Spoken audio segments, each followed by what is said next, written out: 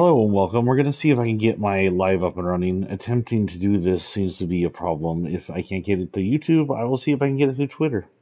I don't like using Twitter. I don't even know if I saw Twitter hooked up to here. I don't even know if I saw my Twitter account. The hell was that noise in my ear? Sounds like someone shot a bow.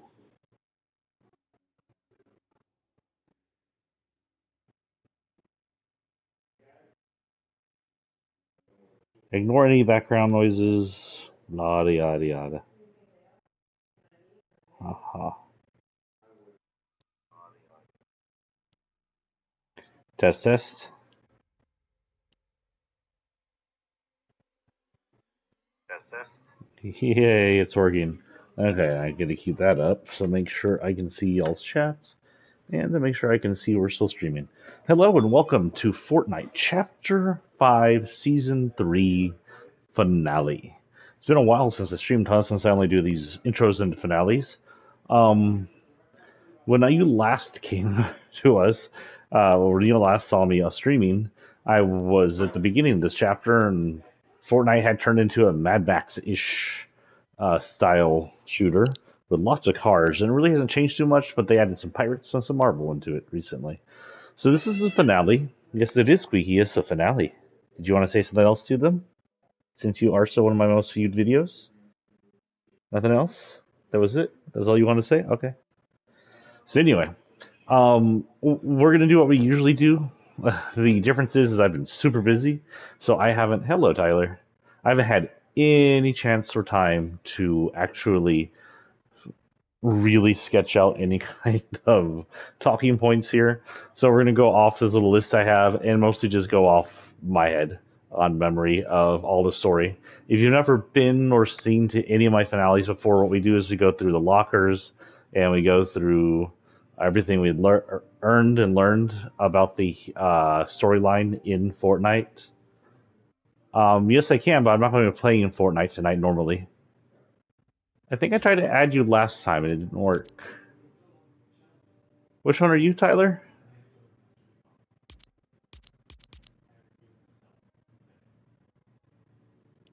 I'll add you if I get your name.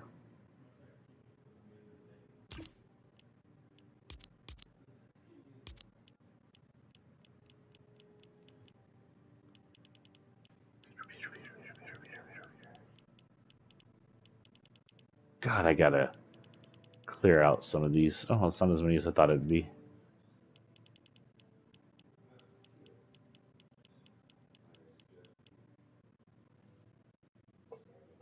Okay, it must have left last time. How do I find a player? It's been a while since I've had to do this.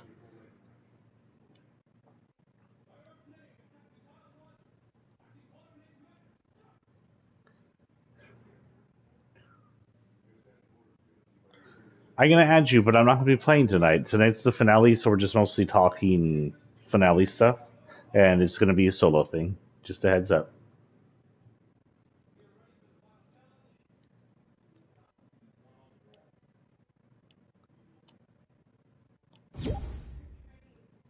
God, why was that loud in my ear? Okay, anyway, so if y'all remember, at the end of last season, I almost said last year, it's been that long ago, at the end of last monthly rollover we do for this game now, or a couple monthly rollover, because it's 4 per year, so it's a few months, the Pandora box was cracked open by Zeus's statue, sort of as a last FU to the humans after they found his weakness and killed him. They defeated him by removing his immortality, so literally, I believe we killed Zeus. um, anyway, when the Pandora box opened, it shot out an orange ball of energy. We didn't know what this was. It bounced around the island, didn't do much to the island itself, but hit an island in the distance, exploded, and turned into a massive sandstorm that took a few days, almost a week, to roll over to the island. And then when it hit, it covered the island in sand, destroying at least one major location, and sort of no, there's two major locations that got buried: the big house and Sunny Steps, or whatever that place is called, which is now called Sandy Steps. And the big house is so buried it doesn't even have a name. And then it released a bunch of Wastelanders, which were sort of Mad Max-ish themed characters, albeit Fortnite Mad Max-ish themed characters, so kind of funny or cutesy, or sometimes cool. So right now we will be going into the locker, which we always start with, and go through every single character we got, how they got in here, and what their story may be, whether or not we know it. And actually, why don't I just start? Can we start? You know what? No, I added a whole bunch of shit here. Let's go to the. Wow, I went down way too much. Let's see here, chapter 5.2, 5.3, 5.3, 5.2. There's a bunch of Marvel last month too. They just can't let go of Marvel, can they? If you haven't heard, we believe that the next season is going to be a Marvel. I've been trying to dodge spoilers because it looks like someone also let out and spoiled the event that's coming up. The event will happen on Saturday. There's about a 50% chance I have Saturday off. I asked for it off for a birthday party I was supposed to go to. The birthday party got moved, so I'm not going to the birthday party, but I did not redact the day off request. So if I am off Saturday, I will be online for the event. It's the first event I've gone to in a long time. Was my last event the Big Bang? I think my last event was the Big Bang, so the big one. But since I may have Saturday off, I may stream if I have the day off. If you want to know whether or not I'll have the day off for stream, keep an eye on my Facebook, SephirothPX, on Facebook, and I will let you know there whether or not I'm able to stream when I know. So these are not in order of release by any means. These are just in the order they're paged from bottom to top, just so I can go from the beginning to end.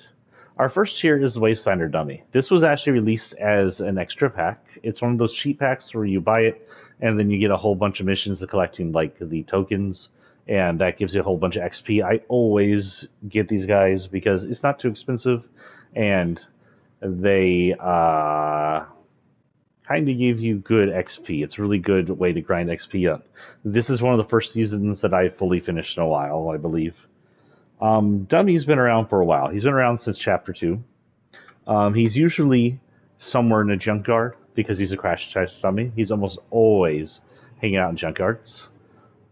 Here it says made for the wasteland, but he has been changed a little.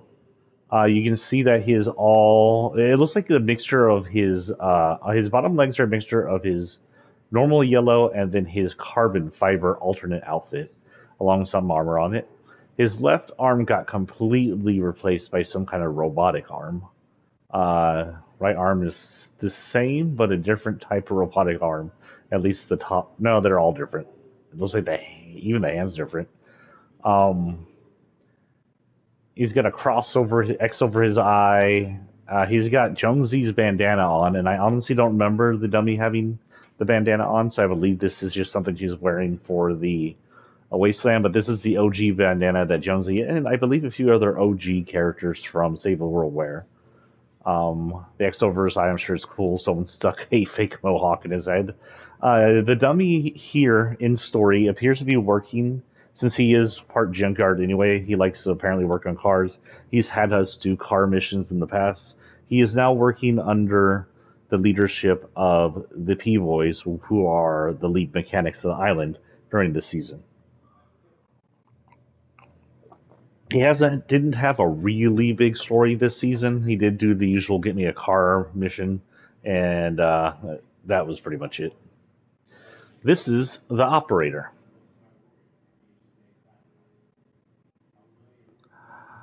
I honestly don't remember. I think she came with...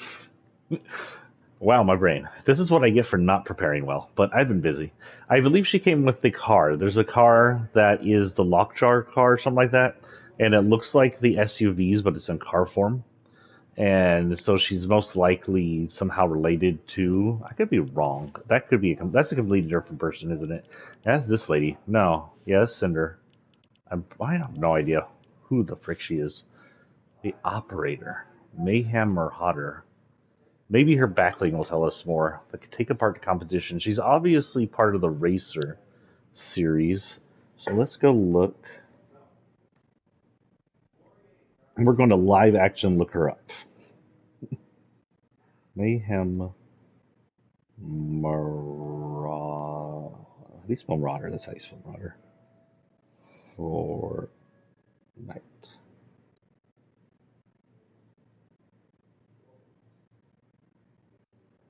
Oh, she's our new. Oh, okay. That's why I don't remember her. She's our new skin for the team members. If you're part of the Battle Pass, whatever crew, you'll get her. That's why I was confused and didn't remember buying her. I technically didn't buy her. She's got the usual sets, her normal set, which is the operator, and she's kind of mechanic eraser. The mechanic's legacy, which gives her sort of a reddish top, I think is supposed to be somewhat similar to the mechanist over here. And then the normal gold, chrome, rhyme or ice, and galactic or luminary. She doesn't really have much of a story as far as I know, other than she just kind of fits the Wastelander look. And I believe she's a new character. She's not a reuse of another character. She's brand new. If she's not, please correct me. She's not the mechanic, is she? She's not just reskin the mechanic? Nah, I don't think so. Okay, so anyway, our next one is P-Boys. I have them on the last skin right now because I unlocked that. Peabody came in with all of Megalodon's crew when they came over, but he doesn't seem to be bad. He's not cruising around causing trouble. He's not running a place creating any of the nitro, and he's not attacking people unless people attack him. He's just running a garage, and he is helping people fix cars, and he's running his job, and he's also apparently running he's taking control of all the gas stations and turned them into working garages. And that seems to be what he likes to do, is to work in garages and have fun working on cars. He's pretty chill. Despite coming with Megalodon, it seems he was with Megalodon mostly because Megalodon brought the cars. He is technically three sentient peas, so different sentient peas in a pod that appear to have some kind of vines they can use as arms and legs. They also apparently, I don't know how this works, but we helped him grow baby peas in the pod, so they reproduce like peas. I don't know. Don't ask. I don't know. Ask Fortnite. I like that I'm on this skin because it helps me point out an issue we have with Fortnite a lot, because it seems like they go 2/3 of the way when they can go all the way there. This is an extra skin. It's a third skin, and I actually like the color. The color is freaking cool. But the third skin does not carry over to the weapons or the gliders or anything. It's just the skin. If they can go forth and make a third skin this cool color, they go forth and make a skin that color for all of the items that belong to them. Can they not? It's a problem I brought up before, and I won't stop complaining about it until they stop being lazy. Speaking of Fortnite, if you haven't heard, starting, I think this season or next season, after 2-ish years, you will be able to buy Battle Pass skins from the store. They'll start showing up in the store. And at first I was like, no, I don't want that. But then I was like, that's 2 years after we're on here. They're old as crap. It allows maybe some of the old Battle Pass members to get skins they missed. I started in Chapter 1, Season 4, and I didn't get to finish Season 4. And there's some skins there I would really love to grab. I honestly don't know if they're going to start releasing skins that are pre-Chapter 5, Season 3, or post, or from here on. I would like them to release skins from all seasons if they're going to do this, because I would like to grab some of the older skins. There's some older skins I'd like, especially from Season 4. That was a good season. I grabbed most of the skins from the other seasons, but I came in the middle of Season 4 and was unable to get a few of them. And I was unable to finish that one Iron Man ripoff guy, and I'm hoping that this will also mean I can finish his lights. Anyway, moving on, he doesn't have like a huge story implement other than he was used to He's one of the ones that had a Pandora gem. So just to start from there again, when Pandora's box exploded, apparently it released 4 gems, and Megalodon's crew got hold of the 4 gems. That either means the gems went with the ball to their island, or they picked it up when they came over here. We did jobs for each of the crew, except for Megalodon, where we stole 2 of the gems from. So we did jobs for 2, got 2 of the gems, stole a gem from Megalodon while distracting him, and then stole a gem from Megalodon's secret stash. So we stole 2 and retrieved 2. This is Persephone. Now, if you remember, last season was Grecian gods. Why are her bones all blurry? That's weird. That might just be a resin issue with this texture. I'm gonna play Silk Skin. So Persephone is Zeus's wife. I believe she's the one that tempts someone or eats the forbidden fruit, which in Grecian religion might. It's not an apple in Grecian religion, it's a different forbidden fruit. That may have been what cursed her to live in the underworld. But anyway, she came in absence of her husband, who's fled with almost all the other gods. And she seems to just be chilling in their house. And we don't know much other than that. She hasn't said much. There is some talk about somebody coming that the place is being readied for. We don't know if it's her or for another person. Oh, and she doesn't have like a huge storyline impact, honestly. This is Ringmaster Scar. She's part of Megalodon's crew and a willing participant in all the violence. She's also the runner of the Nitrodome. Nitrodome is sort of like a BattleBot arena for cars. And you can go in there and arm up really good and fight there. And you can also fight her there. But she won't fight you in her car there, unfortunately. And I don't think she drives around the island. I don't think I've ever seen her driving around the island. Usually it's only Megalodon and the Machinist I've seen driving around the island. So I don't know why we don't see her driving around the island at all. Oh, and these are the extras, just to show. We got Cold Fusion, which would indicate they've been fused with some kind of cold power, but honestly it just looks like blue neon. We got Neon, which is, just neon. And then we got Digital Ghost, which appears to be them glitching out of a digital area, maybe even the game. We do know that many characters, at least in the past, I don't know if they still do it, but I think they might, that could talk to you while inside the loop, would show glitchiness like this. Sort of like they're in between being inside and outside the loop, and that's why they could talk. But the loop doesn't exist as it did before, so I don't know if that still be part of the story. This is Rust. Oh, sorry, we didn't. Did we finish her? I guess we finished her. Yeah. I think she's the second one we may have gotten a jewel from, but I don't remember. This is Rust. Rust is a Wastelander, but he, as far as we can tell, he actually belongs to the island. And while he's adopted the Wasteland style, he is protecting the island. He's also a Metallica fan. Look, Metallica. Might be able to censor their music, but can't censor their name, at least not until they notice. Sorry, Metallica. You know I love you guys. You're still my favorite band, but the whole censorship bullshit that is ruining streaming started with you guys. And I understand why y'all went after Napster, but, online streaming, background video game music, that just went too far. This is Safety First Steve. Basically, it's a walking shark. It reminds me of the shark guy from DC, honestly. Especially though when he's in the new video game or in Harley and Quinn. Looks a lot like him. But I thought it was a cute skin. It's sort of a summer skin. There wasn't much of a story to go with him. He isn't a Wastelander, but he came in for summer, and I like it, and it's cute. This is the Mechanist. She's also came in with Megalodon. She's one of the 2 that will drive around in the car and fight you, and in front of the bus. She seems to be in charge of, mechanics and stuff like that.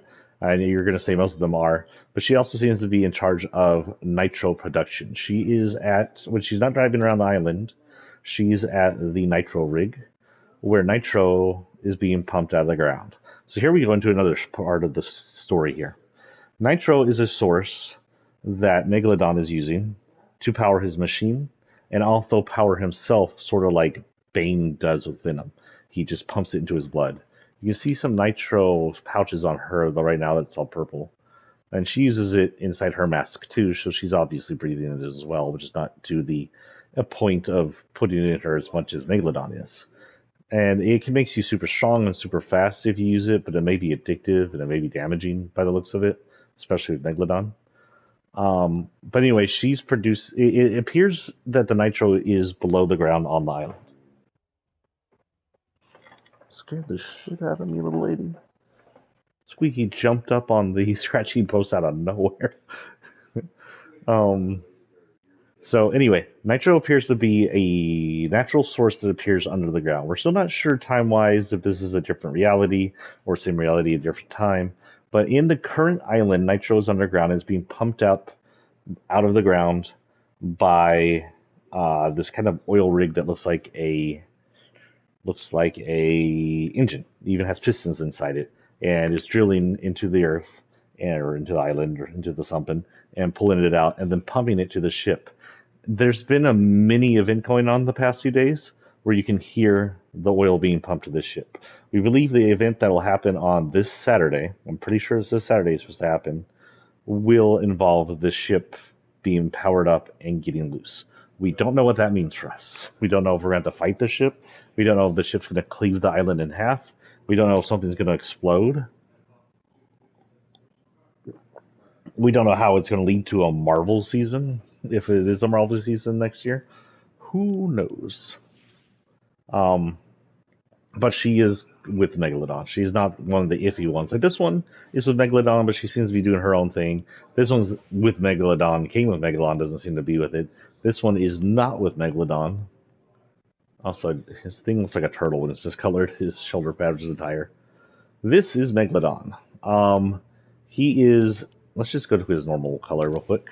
I said normal color. He is the nitro-fueled Bane. Now, he looks a lot like someone else. Think back to Chapter 3, After the Flip. Chapter 3, After the Flip, I.O. had a man who showed up before the flip too, called Gunner. Gunner had the same body type, extremely similar hair, and worked for I.O. If you remember during the I.O. war, when he was going to do... I almost said something that sounded really bad. When he was going to go fight the Foundation, if you want to know what I was going to say, just replace fight with another F word that has to do with punching with your hand. When he was going to fight the Foundation, Gunner had a punching feature that was orange and punched really hard, and it also sort of appeared when you fought him as a boss during that season. But it really wasn't looked into. But it looks a lot like Nitro Fist, which is this guy's main attack. So many people think that Gunner, who we last saw in-game and canon, falling into a 0 point, though in comic book canon he was just shot in the face, I believe. So I'm going to go with video game canon here, since video game canon and comic book canon may be partially separated. Gunner may have went through the 0 point and ended up somewhere. That would mean that the sister, the seventh sister who fell in, may have ended up somewhere too. But he may have ended up somewhere injured. Maybe he was seriously injured by going through an undialed 0 point. Maybe he was seriously injured by wherever he landed. And then he ended up in this world after the Big Bang, or just maybe he just went through the 0 point to this world. His injury likely made him addicted to being fused with this fusion. That, or he just became obsessed with power, so the one thing that powered his knuckles became his obsession, and turned him into this. When he is fully powered up, he looks like this. His body glows orange, He appears to be breathing flames with Nitro. Nitro seems to be seeping out of his hair like some kind of crazy flame or Super Saiyan. His shirt has completely burned off from the heat radiated from his body. This can't be healthy. Not in the least bit. This can't be healthy, whatever that's going on with him. That said, Bane wasn't healthy either. Now, Megalodon does have an alternate version. This could show that maybe he's trying something else. This is Oasis Megalodon. Now, across the island, there are oases where Slurp is somehow become a pool or is naturally seeping out of the ground. I'm going to believe it's the second one because there's places where instead of Nitro being pumped out of the ground in the desert, Slurp is being pumped out of the desert and kept in tanks. And we also see that Slurp cactuses, a new vegetation, are showing up around the island and growing out of the ground, mostly in the desert area. So this appears to be Megalodon trying to infuse himself with something else, or maybe it's just an alternate Megalodon that took an alternate route in healing and actually infused himself in healing. And he also seems to have black hair instead of gray hair, which the original not Brutus Gunner, it's him, has gray hair. That said, it doesn't seem to be going that much better for him. His clothes still burns off, and whilst his skin now looks like skin, there's also a very obviously Slurp glow all around him. And Slurp is just noxious Slurp flumes are coming from his mouth and coming out of his now blue hair, so whatever. He can't win, can he? Yeah, that doesn't change either way. So yeah, Megalodon's the big bad guy. He's the one driving the ship. He's the one running everything, all the bad stuff. He has released several podcasts of sorts through the radio where he wants to destroy the island. He talks about destroying the island with the ship, tearing it in half. The ship seems pretty small to be able to do that, unless it's going to grow in size or has some kind of massive weapon we haven't seen in it. And then he noticed that Jonesy and us stole his balls, stole his gems for Pandora gems, and he's pissed about that. So the last thing he said is he put a price on their head. He wants them dead, like dead. Disney joined Fortnite and we're not afraid of death suddenly. This is Jing. Jing is what you probably guess. This person. He's a legacy skin. He's been on since this chapter. He has been on since this chapter. That means we should have one more, right? Probably. So yeah, he's been on since the beginning of this chapter. He's currently in gold. It says wipe the slate clean. Oh, what does it say for him? Nitro fuel apex predator. That makes sense. Wipe the slate clean and start anew. That doesn't really tell us much. It sounds like he may be running away from history. We don't know much about him. He appears to be some kind of carbon fiber covered samurai in a mask. He could be, the ears are really weird, so he could be electronic, cybernetic. His original thing doesn't look carbon or anything. He's just wearing a mask. It's not until he gets to his other colors that it looks carbon. In fact, this is the only color that looks carbon. That's weird. This one sort of has Switch colors. I wouldn't doubt that he was supposed to be a Switch exclusive or something in the past, and they're one of the ones that they just gave up because Switch went, we don't want to play with you. So this is Jack Sparrow.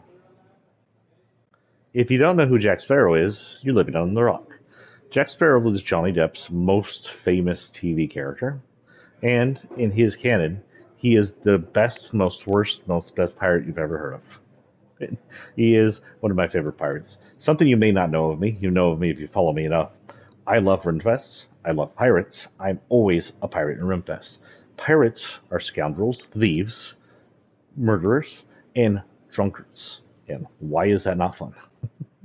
I am actually gotten to Skull and Bones lately, and I'm absolutely loving it. It's a lot easier to play single player than Sea of Thieves can be. So since no one wants to play Sea of Thieves with me, I play Skull and Bones, and it's actually really fun. If you haven't played Skull and Bones, I recommend it. If you play Skull and Bones, add me, Sephiroth TX, on the PlayStation, and if it's crossplay, catch me on line. I don't know if crossplay can add non-their console people to it, but if you can add me on Skull and Bones, it's always going to be Sephiroth TX, my screen name. Anyway, Jack Sparrow is the captain of the Black Pearl, a galleon ship. He has a storied history. His father was a pirate. His father was one of the first of the Brethren Court, or one of the many of the Brethren Court. I don't know if he was the first. And then his father, who's lived a very long life, became the keeper of the Pirate Code, a man who enforces the Pirate Code and is feared by most pirates because of his job and his viciousness. Jack, I don't think knew his mother too much. I don't know a lot about his history, but kind of achieved to want to be a pirate since he was a little kid, and he always worked at it. He's had many notable pre-movie adventures, but the ones that are most famous are the movies from the... But pre-movie, I guess the most important you need to know about is he was a privateer after being a pirate for a while. When he was a privateer, he kind of betrayed Beckett in... this is going to be spoiler territory if you've never seen Pirates. If you haven't seen Pirates, I'm sorry, you're living under a rock. It's decades old now. But anyway, back in his privateer days, he was supposed to like deliver slaves or prisoners or something. I think it was slaves, and he didn't want to. He has a moral compass, and a moral compass does not thumb up slavery. So he let the slaves go, and Beckett was pissed. Beckett decided not to kill him, but decided to sink his new ship, which he had grown up fond of. The ship up to then was called the Wicked Witch, which was an homage to a ship he had served on under a captain before as sort of a deckhand or secondary pirate or whatever. That's when the Wicked Witch was sent to the bottom. He got in touch with Davy Jones, who he had met before and who the pirates had dealt with before. Davy Jones, after all, are the ones the Brethren Court helped lock away Calypso with, so they could own the seas. He told Davy Jones that, hey, get me my ship back, and after a decade and 3 years, I'll serve on your ship for 100. Pretty sure it was 100 years, first century. Correct me if I'm wrong. So his ship was raised. It was charred black from the fire, but working. And so he put black cells to it and termed it the Black Pearl, which I think was named after some kind of play or old novel of some kind. Maybe Shakespearean, but again, correct me if you know. Then from then on, there's all the movies. If you want to know more of that, go watch the movies. Curse of the Black Pearl shows how he lost his ship. This is after he lost his ship. Prior to the Curse of the Black Pearl, he loses his ship to Barbossa, his second hand, and someone he's known before, he's worked with before. And then the Black Pearl and Barbossa's crew go off to get cursed, turned into skeletons, yada yada.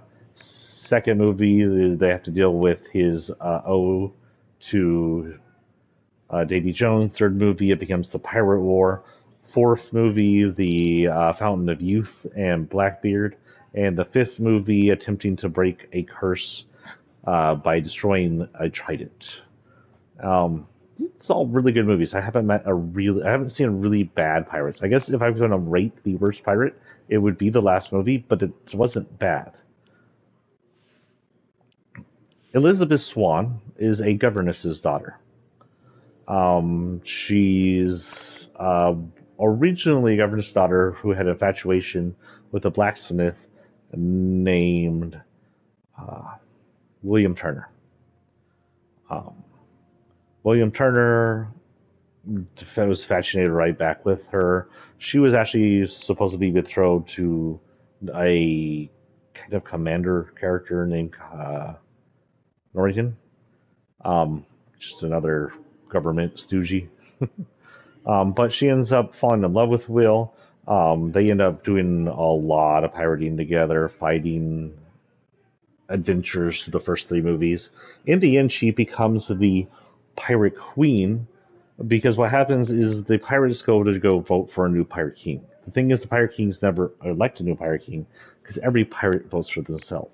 But in the end, Jack votes for Elizabeth, because he knows Elizabeth will vote for the war they need to have against the East Indian Trading Company, I think, or whoever Beckett works for.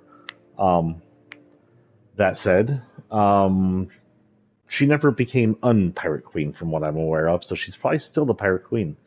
At last time we technically see her in the movies, she's in an island waiting for, always going to be on an island with her son waiting for Will.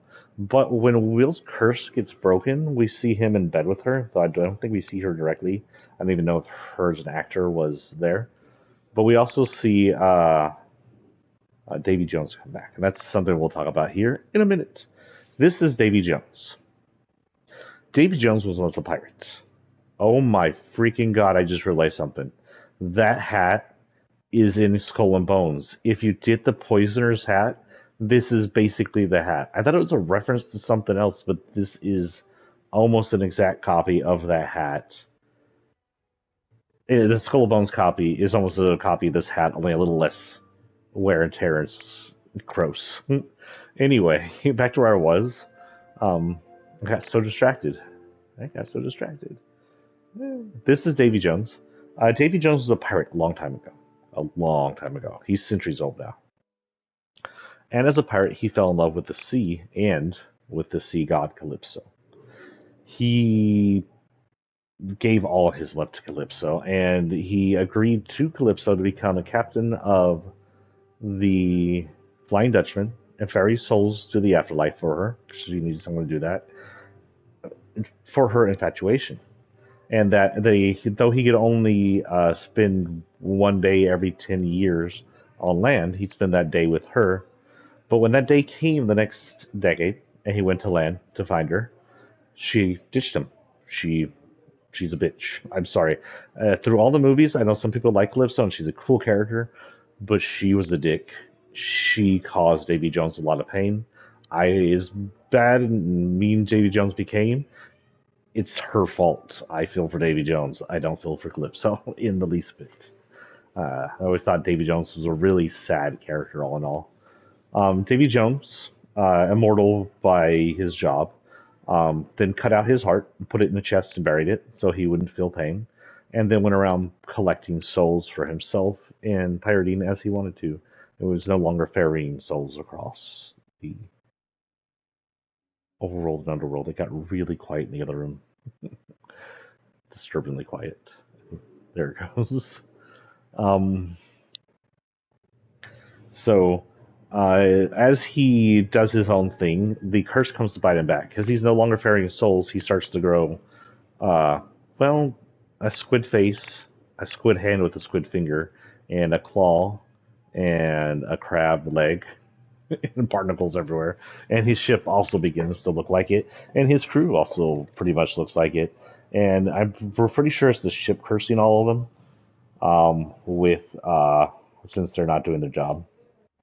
But he doesn't care. He seems to own looking like this. He seems to like it, and he uses his claw for a lot of things, like bending swords and snapping them. Right, Jack?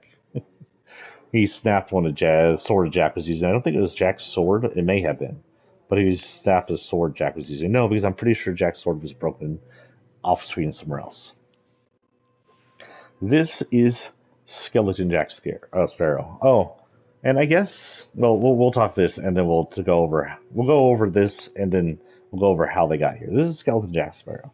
This is Jack Sparrow at the end of the first movie. He's stolen a coin and was cursed with the undeath that everybody else had, so that when Barbossa stabbed him, it wouldn't kill him. Right after showing off this, they uncursed everybody and then shot Barbossa in the chest at the same time, thus killing him, but somehow Jack was not wounded by the stab wound. That happened just moments before. Don't ask, it's Disney. It was so cool. Now, while we're talking about these guys, since these guys are alternate things, we need to figure out how they got here and where. Jack is currently not part of the Black Pearl. He is sailing or with Blackheart's ship. Now, Blackheart is a character from Chapter 1, Season 8. He's our Fortnite pirate. He's not on the island, so he's not technically part of this season, which is kind of weird considering he is the Fortnite pirate. But his ship's down there, and Jack's with us. So Jack seems to have his ship.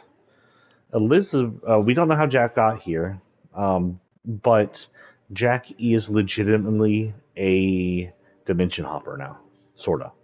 In Sea of Thieves, his showing up was canon. According to everything else I've read, he's canon in Sea of Thieves. And Sea of Thieves happened after the last movie, so Davy Jones coming back at the end of the movie led to Sea of Thieves. In Sea of Thieves, Jack steals a device that allows him to switch to alternate dimensions at will.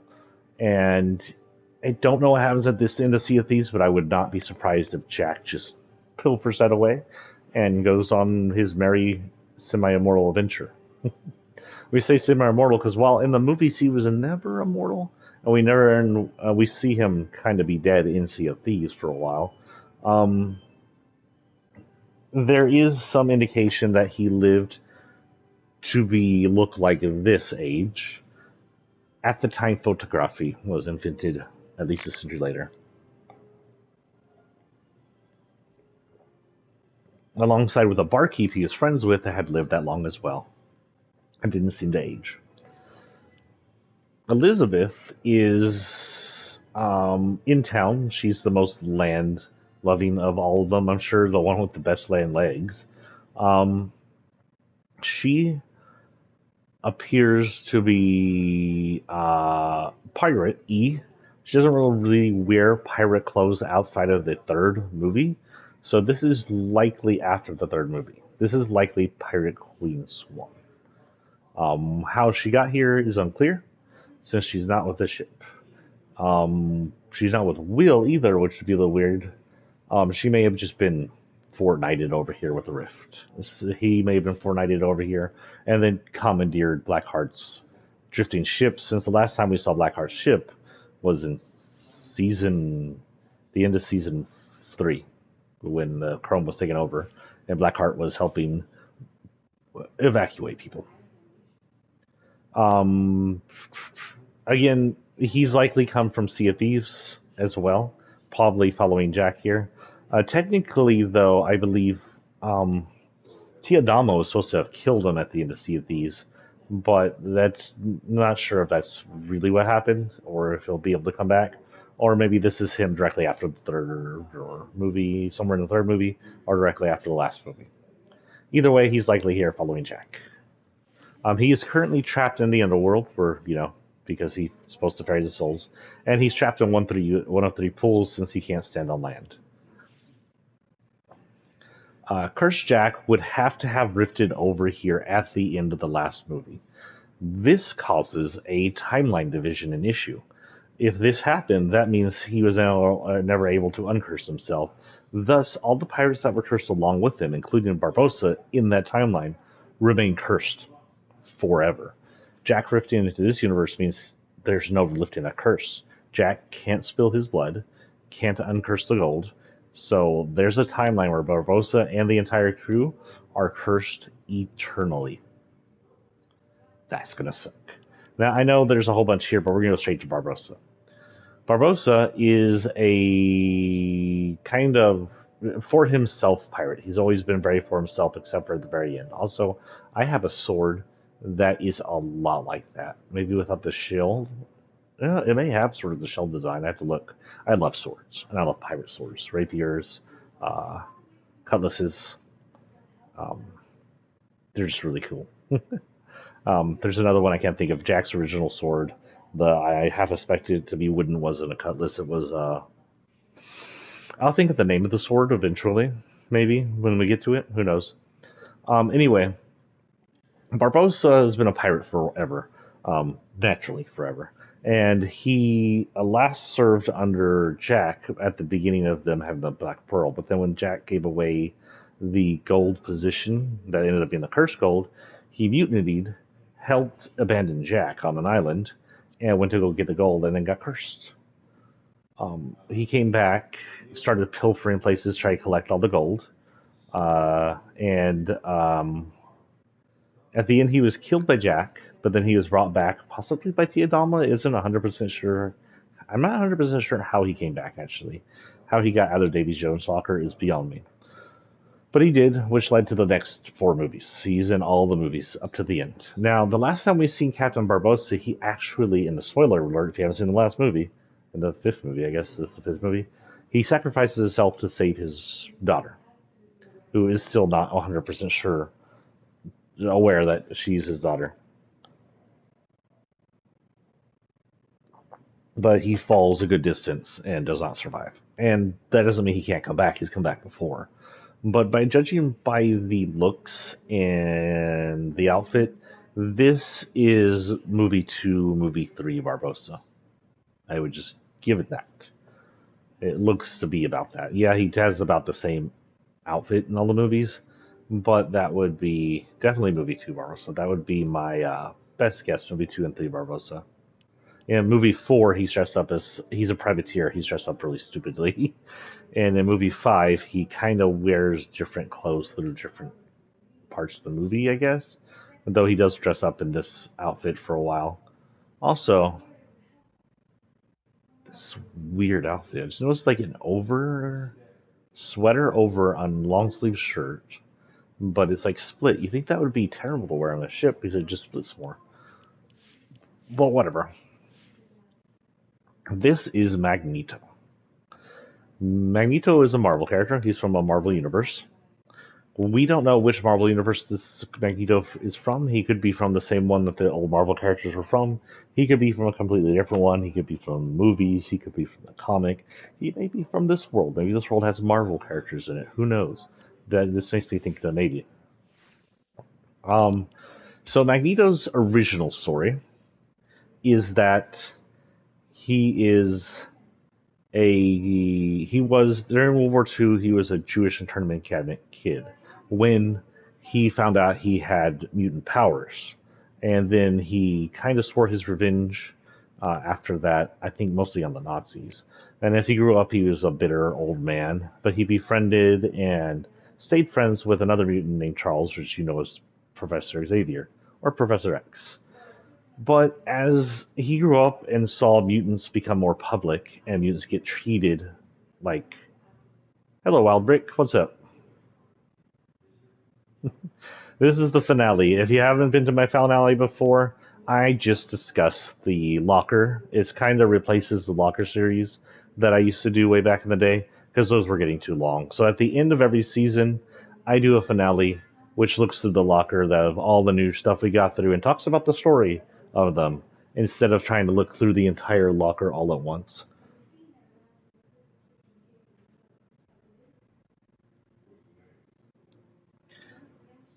Anyway, sorry, I got distracted by a phone buzz. It was nothing. It was ironically YouTube messaging me as I use them to stream. Anyway, as he sees how mutants are treated, he gets extremely pissed. He gets kind of not pissed. I'm going to say the English word miffed. He gets upset, and he becomes not exactly racist against humans, sort of like racist against humans.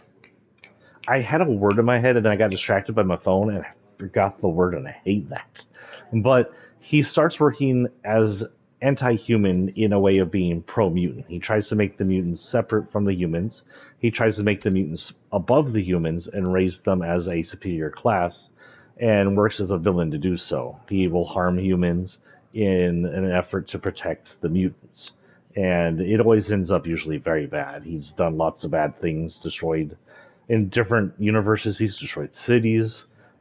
He's killed hundreds of humans. Usually he tries to justify it as defensive mutants. In this era, wherever he came from, in this universe, he seems to have come here to do two things. Currently talking about Magneto and his multi-universe counterparts. In this universe, but generally the overall story of all the characters this season of Fortnite who got in here. So in this universe, in Fortnite, whether or not Magneto's from one of the universes or somehow from this universe, Magneto's done two major points here. He's somehow repurposed and reset up Stark portal tech. Now, this story goes back to Chapter 1, Season... It's not X. I don't think it's Season 8. I think it's Season 9. But you can correct me if I'm wrong. I may be wrong. It may be Season X. 9 was Neo. Yeah, maybe Season X. Yeah, because that was the rocket being built. So I'm pretty sure it's Season X for Chapter 1. Chapter 1, Season X, the scientist, one of the 7, started creating these giant they look like solar panels that were actually portal tech that he would use to rift in and out sections of other worlds. He changed, tilted into 2 different cities. He bring in Pandora from Borderlands. I don't know if any of y'all played back there. It's making me a little nostalgic just remembering all that stuff happening back then. And then later on, sometime around, God, when was that? When was that was chapter 2. Because it was Cinder Island. Chapter 2, and I forgot which season, but during the Marvel season of Chapter 2, Iron Man shrunk the devices, but kept their design the same, and used them to portal chunks of Marvel Universe in. Instead of seamlessly portaling them in and replacing areas, he just threw down chunks of places from his home world. There was a the Black Panther statue. There was the truck that was carrying Logan, and there was Stark's own giant lab area that he sat down over the top part of the map, and that's what he used that tech for, and he was using that to try and prepare for Galactus coming.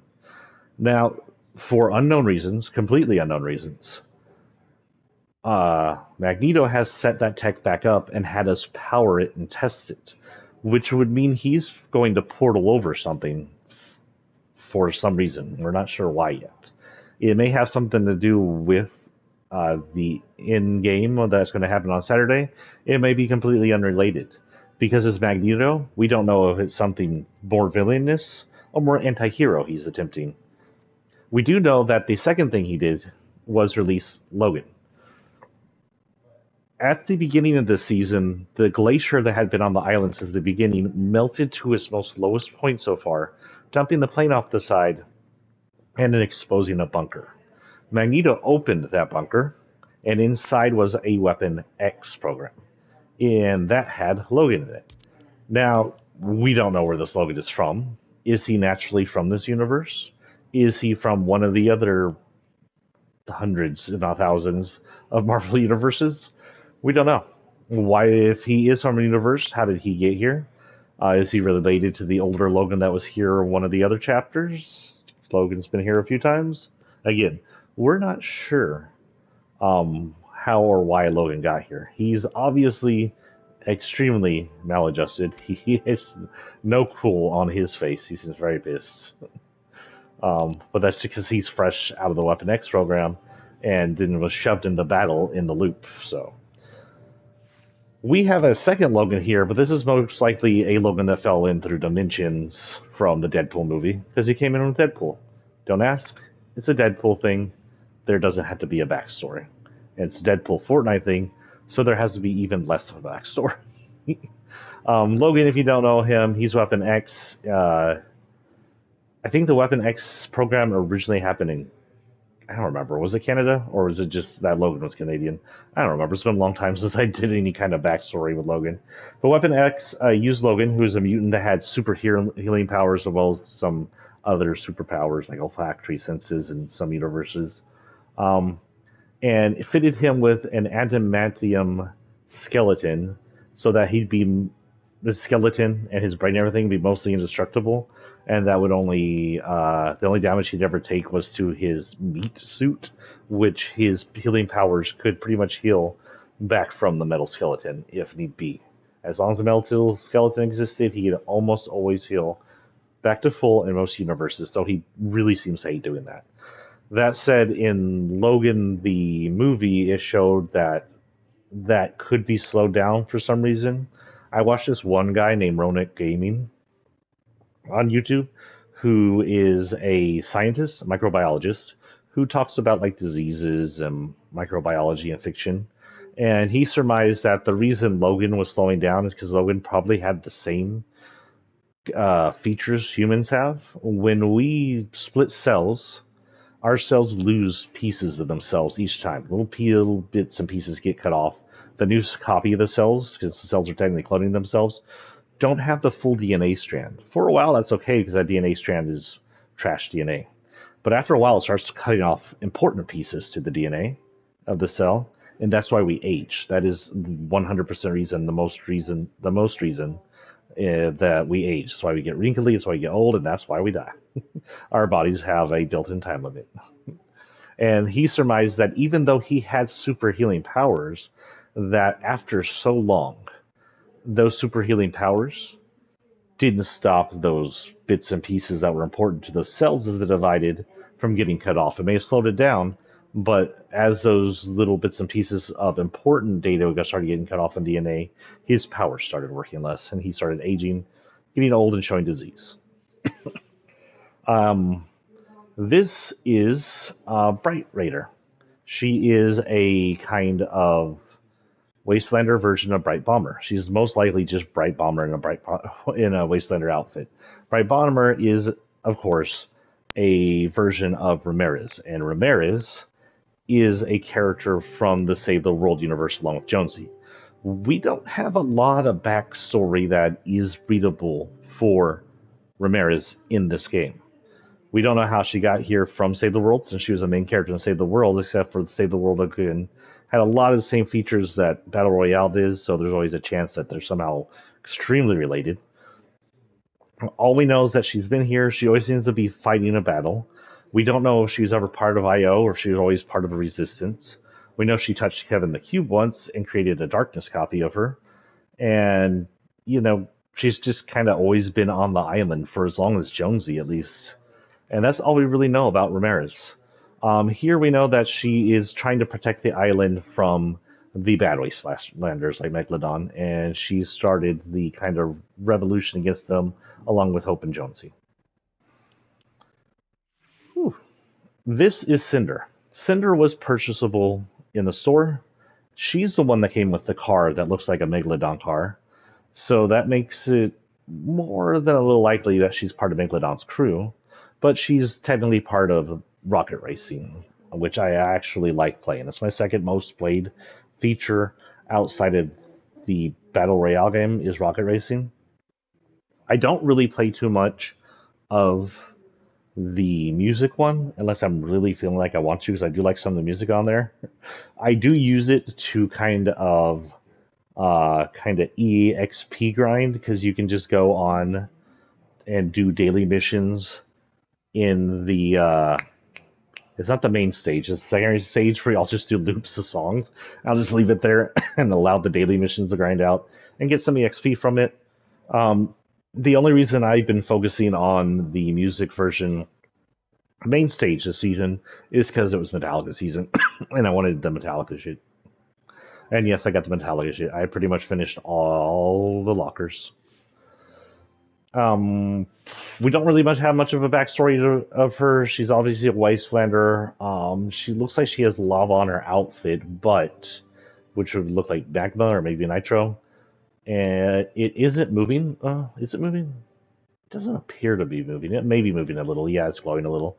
But there's nothing on her skin, which makes us think that it isn't a power or infection like magma or nitro might be. But if you take off her helmet... Oh, I didn't know you could do that. She's a secondary skin I didn't even unlock yet.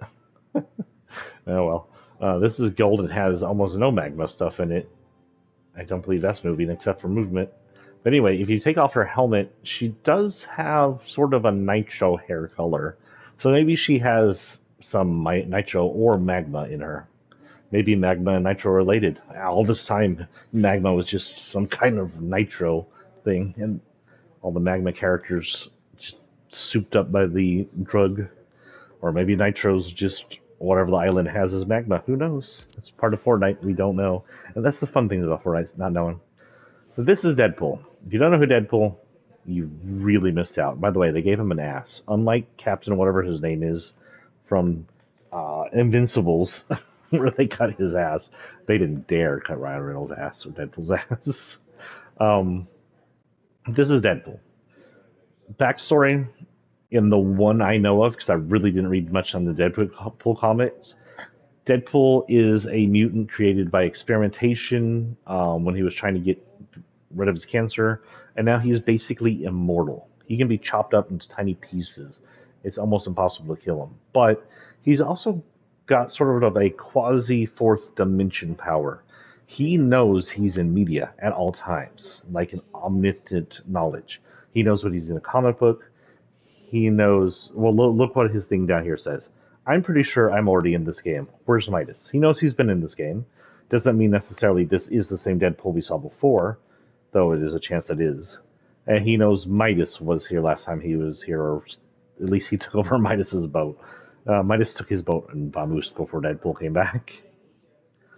But yeah, Deadpool's here, likely coming from his. Even though he's more comic book looking, he's likely coming from his movie. He has mask up form, which shows his face. It's a little more comic book, a little less ugly than the other version was. And then he also has a arrow in the head look, which is from a comic book or something. I don't know. It's from something got me. Okay, next we're going to a different one. Coming from, well, normally I say coming from our world, but this makes me think something different. Originally coming from our world, this is Metallica. One of my top favorite rock bands. Between this and Korn, when I was young, those were my two most listened to rock bands. And by far, I listen to Metallica a lot more. I think as far as rock goes, they're genius. Their guitars are genius. Their drums are genius. The lyrics are genius. Their lyrics always told a story. I always like to say something. People always said Jimmy Buffett, the kind of calypso country person, was a writer of stories, and that's why his music was good. Because everybody knew, even me, I'm Fairhead, Jimmy Buffett can't sing. he was fun to listen to, but he wasn't like someone who could just belt out a tune. And that's what I called Metallica, sort of the Jimmy Buffett of rock, because they had talent. And I guess they can sing, but the main thing about Metallica was a lot of their stories. Some of their music didn't. Some of the thrash music didn't really have much of a story, but a lot of their most popular music had sort of stories behind it. You could listen to it and just hear a story. Metallica consists of the singer James Hetfield, guitarist Kirk Hammett. I don't think he has any of his tattoos, or maybe he's got his tattoos covered up. Actually, I don't think these guys came with any kind of. Yeah, they didn't come.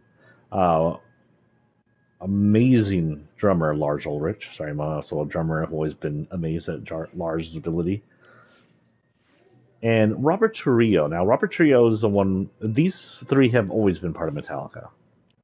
Robert, not so much. He's good. He's a great bassist. Robert was introduced a decade-ish ago. So what happened is Metallica had a first bassist, and he died in a bus accident when the bus rolled over after supposedly hitting some ice. So Metallica always maintained that they think the bus driver was at fault. At least at that point they did. Their bassist fell out, and he got crushed by the bus. He was replaced by another bassist, and that bassist stayed on from them for a long time. And then that bassist said, "Oh, I wonder if I can make music without the super mega group Metallica." And I don't have anything against the guy, but I haven't heard anything from him since. And then Robert became a part of Metallica, and I hope he is having fun being part of one of the biggest metal groups ever. Robert's really good. Robert's known for kind of crouching style when he plays bass. It reminds me a lot of some of the, I think the bassist from one of the guitarists from Korn used to crouch like that when they play, and it always was very visible. But I'm not entirely sure these are our Metallica from our world. First, their event appears to have some supernatural elements into it, breaking the street, the bell tower, the monster at the end of it that we fought, the master of puppets that we fought at the end of it. I think we were fighting through some kind of event. I don't know exactly what the story was supposed to be, other than maybe just defeating that monster at the end was necessary to save the island. Who knows? But we also got these. These are some kind of superpowered versions of our Metallica group, which makes me think that this Metallica may be some fake Metallica or some alternate dimension Metallica that are gods or demons or aliens, sort of like how damn it, I forgot her name. Cat from Sam and Cat. was technically an alien working for the Last Reality during her concert. Wow, how did I forget her name? I'll remember her name later. It's part of getting old, kids. Anyway, this is their form. We got Puppet Masters, looks, everything. They could go red, blue, green, or yellow. Ow. No, wait, not green. Red, blue, yellow? I don't remember.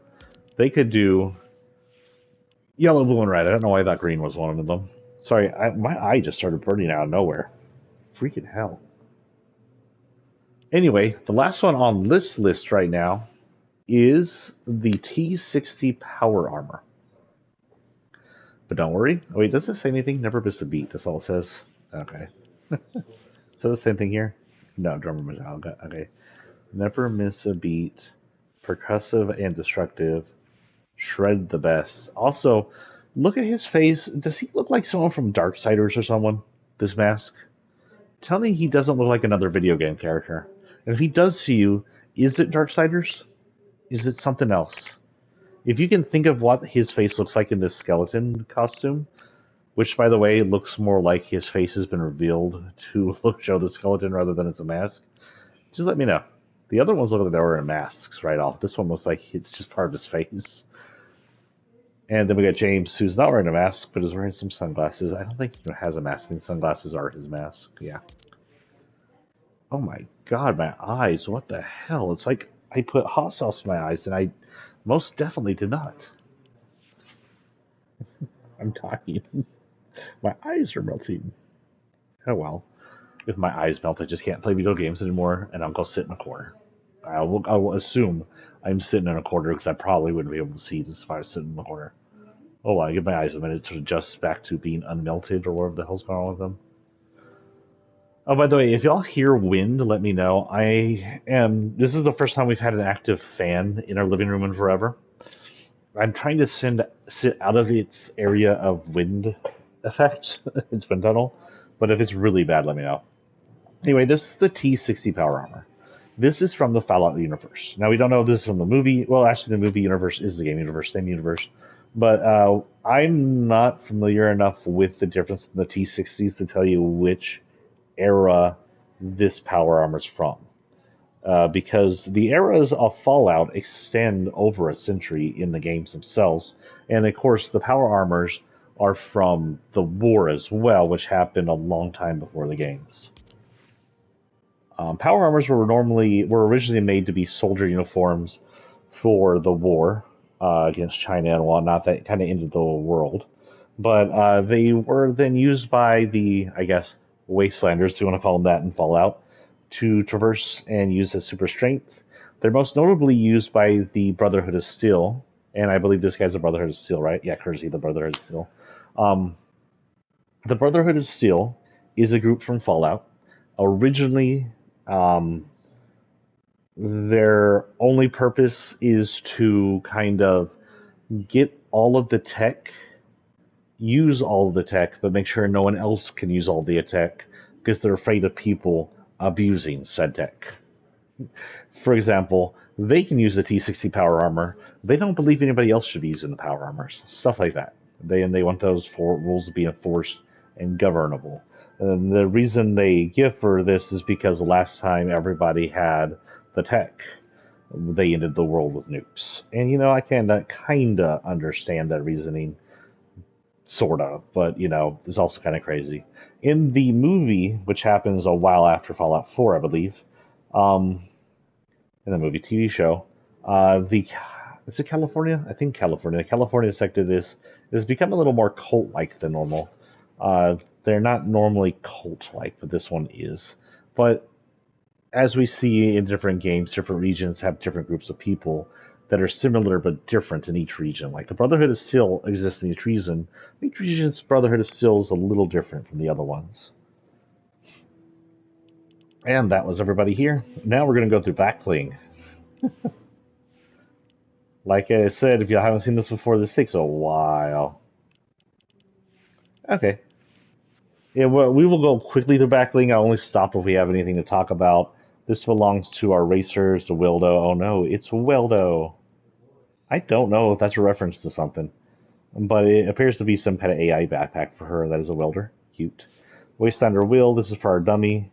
Keepsake from his favorite crash.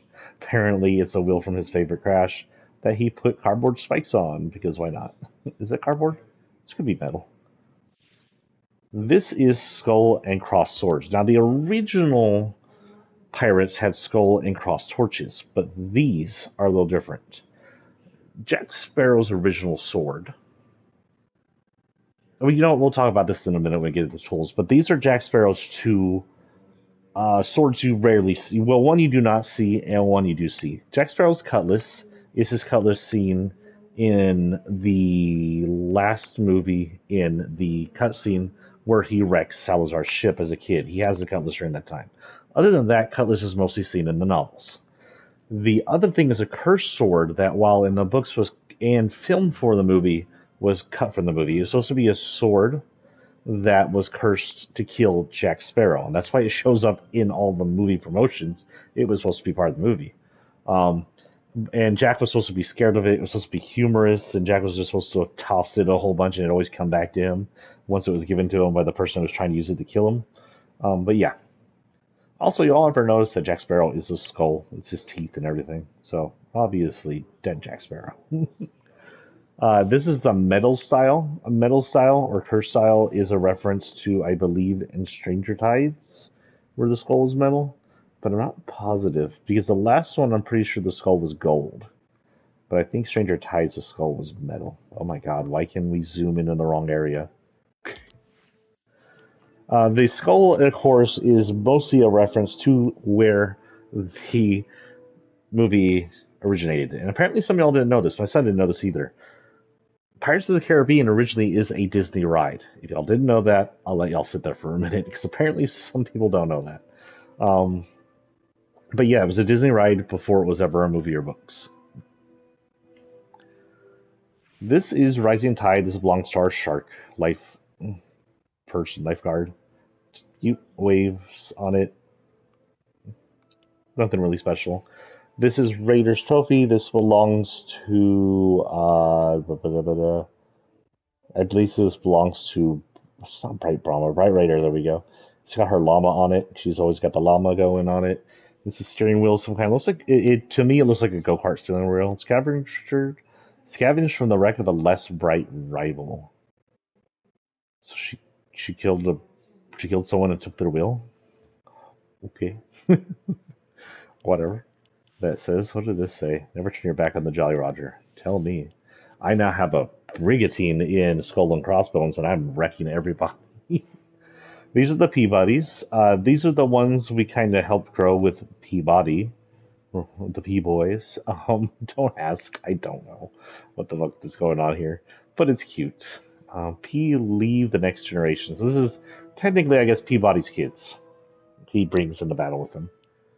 This is Jack Sparrow's compass. Now, apparently people don't know about this, and I have to say, how have y'all not seen Pirates of the Caribbean? You're not allowed to watch it. How are you playing Fortnite if you're not allowed to watch Pirates? Pirates is literally probably some of the best Disney movies ever that are just pure Disney. Not Marvel, not Lucas, but pure Disney. The Pirates really good.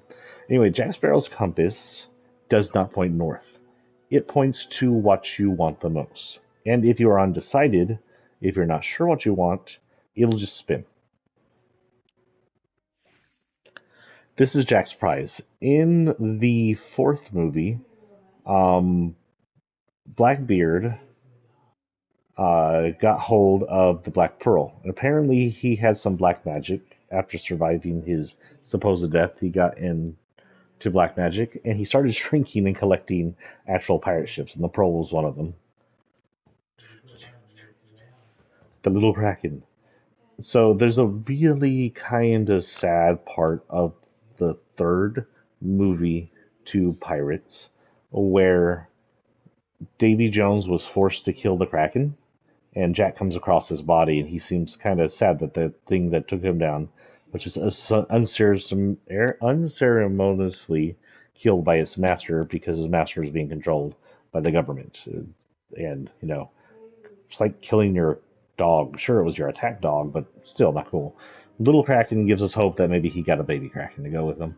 And this one does belong to Davy. It's cute, but angry. This is Megalopack. This is one of the features that belong to Megalodon. It appears to be pistons shooting into his back, likely injecting the nitro. This is Metalhead. This belongs to Rust, I believe his name is. And it appears it's originally also with nitro, but this is Oasis version. It appears to be powered with nitro, which means he's still using nitro for something. But it doesn't appear that he's injecting nitro into himself like the others. Don't know the reason for this exist, but it's cool. And it's also the similar picture that's on his Metallica shirt. This is just a rank thing I got apparently. It's an engine if you're wondering, like a nitro engine with nitro in it. This is Ignition Pack.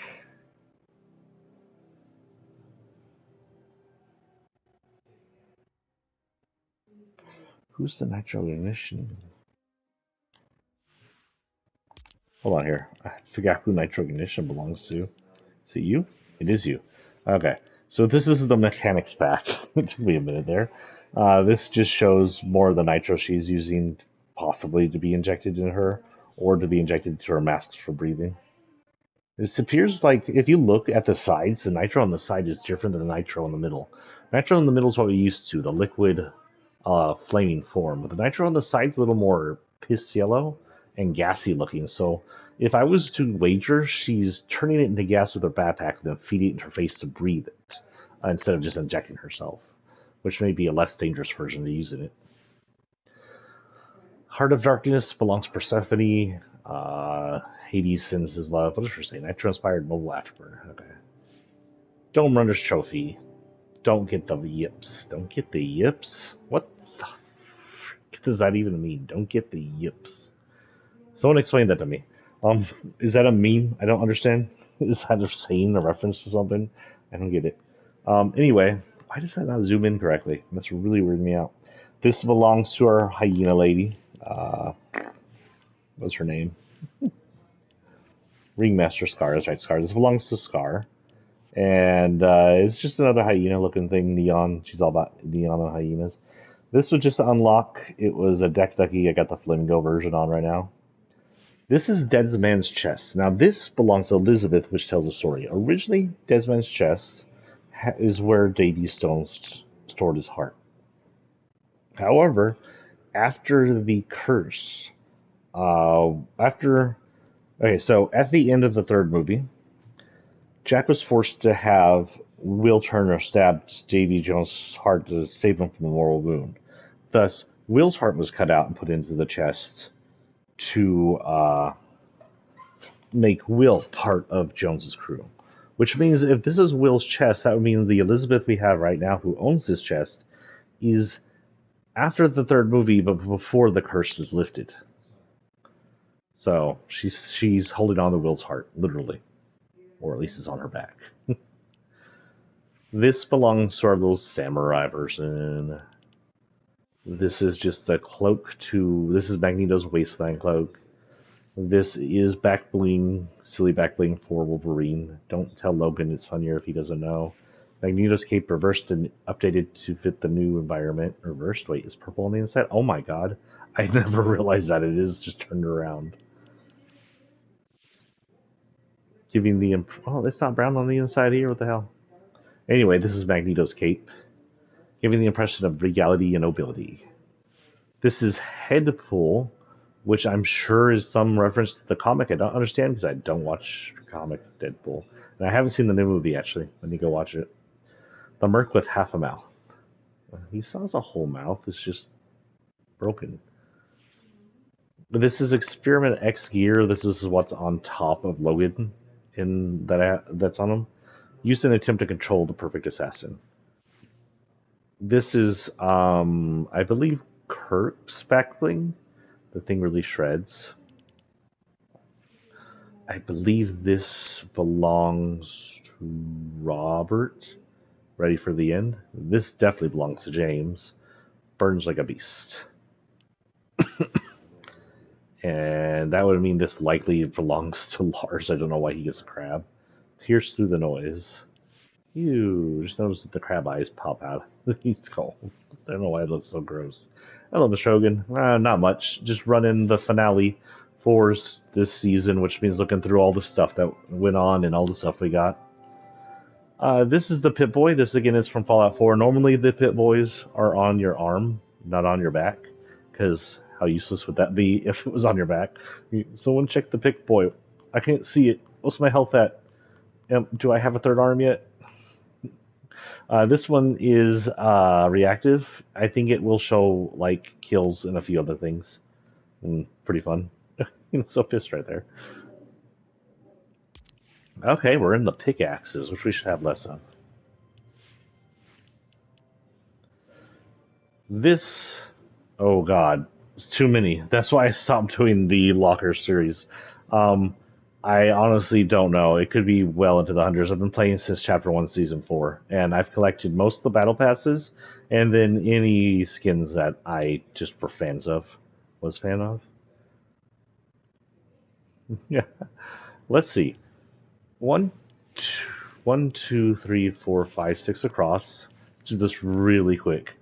1, 2, 3, 4, 5, 6, 7, 8.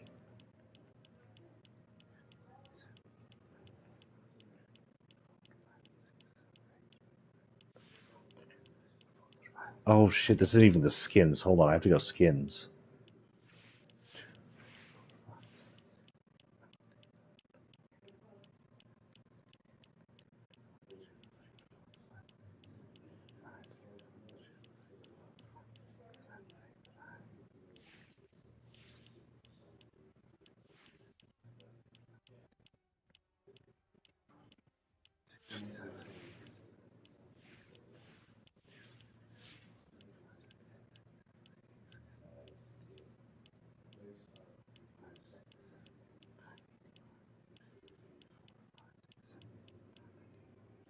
Oh shit, well, I think I may have missed a line, but we're going to ignore that for right now.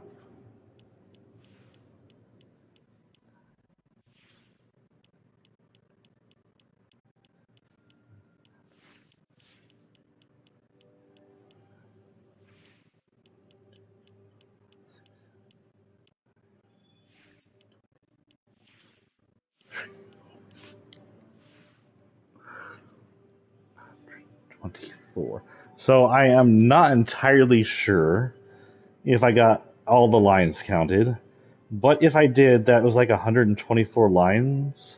Lines. I can't say lines. Times 1, 2, 3, 4, 5, times approximately 6 each. I guess 2 of them cut off. And I'm not going to do that math in my head, so times 6. Ballpark, 740 something skins. That's a ballpark, maybe. Estimate. It may be a bit higher or lower than that, depending on whether or not I missed a line or two. Oh shit. Hit the wrong thing. Okay, so this belongs to Rust. It says anything can be wreckage if you hit it hard enough. Appears to be just an axe put together by him. Yeah, I've been on Fortnite for a while. I probably spent way too much money on Fortnite, but it was a little bit of money spent over a long time. So it never was like, I never like splooged too much to where I ever hurt. I know my limits.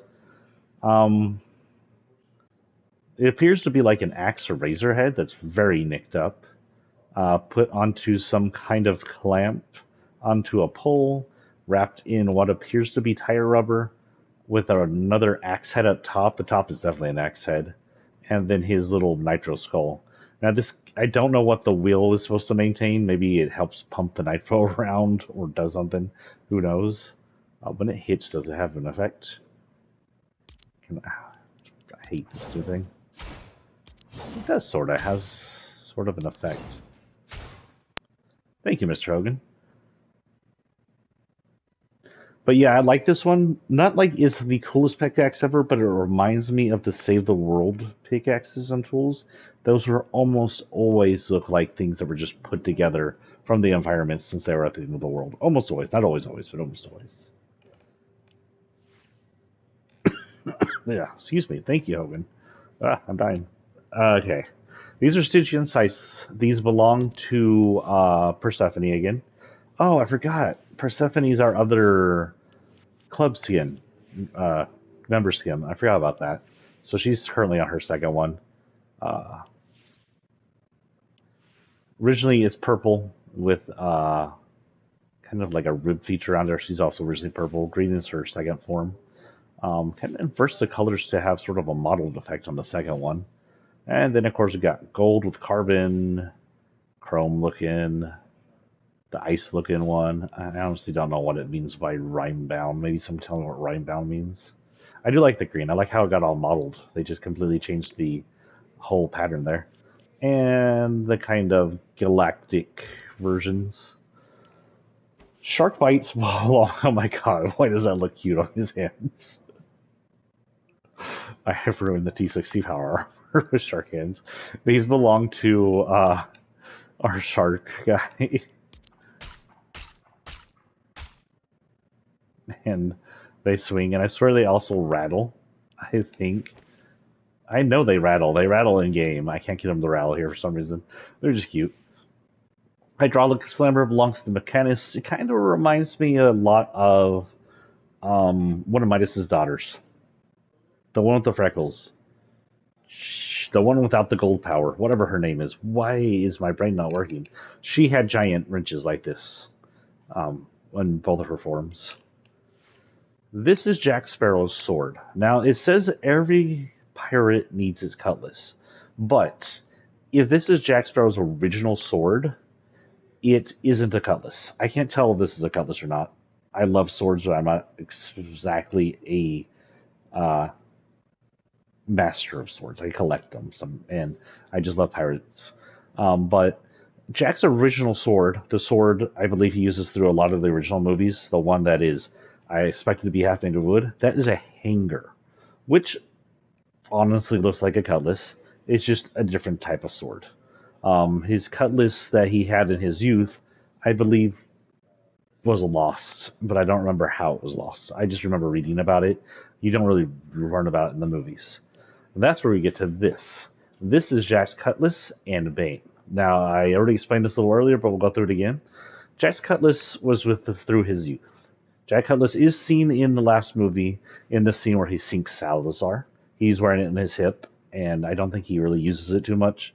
He may cut something with it, and he may cut the line with it. That's it. It's a very pretty cutlass. I think I've had a cutlass that looks similar to this, but that might be the one I lost. I also had an East India trading sword, which pirates would carry to show that they weren't afraid to take down the East India Trading Company ships. But his cutlass is just a cutlass. Other than it's part of Jack's legacy and was lost at some time somehow, nothing too big there. The Bane is the more interesting sword, and I'll go over this again. Jack's Bane is a sword that never made it into the movie. Oh, I love Pirates of the Caribbean, but it's because I'm a big pirate fan. If you ever go to Renfest, I'm dressed up as a pirate. I'll be wearing my big black coat. I have a sword on my hip. I'll have one or two flintlocks in my belt, depending on how much weight I want to carry. I'll have my mug either attached to my belt or full of mead. They don't sell rum there, I don't think, usually at the Renfest, and honestly, in the heat of Texas, you don't want to get hard drunk. Hard drunk in this kind of heat is not fun at all. I drink maybe a little mead and spend the rest of the day chugging water. But so if anyone who's seen the movies, you've never seen this sword except for the background of the last movie, maybe the last two movies, where it shows up behind the skull. And people who are always wondering, what's this elven sword that doesn't even show up in the movie? What is this randomness? It's originally in the books, and it was originally in the movie. The Bane, Jack's Bane was a sword cursed to kill him. It was a sword with a curse that would not rest until it killed Jack.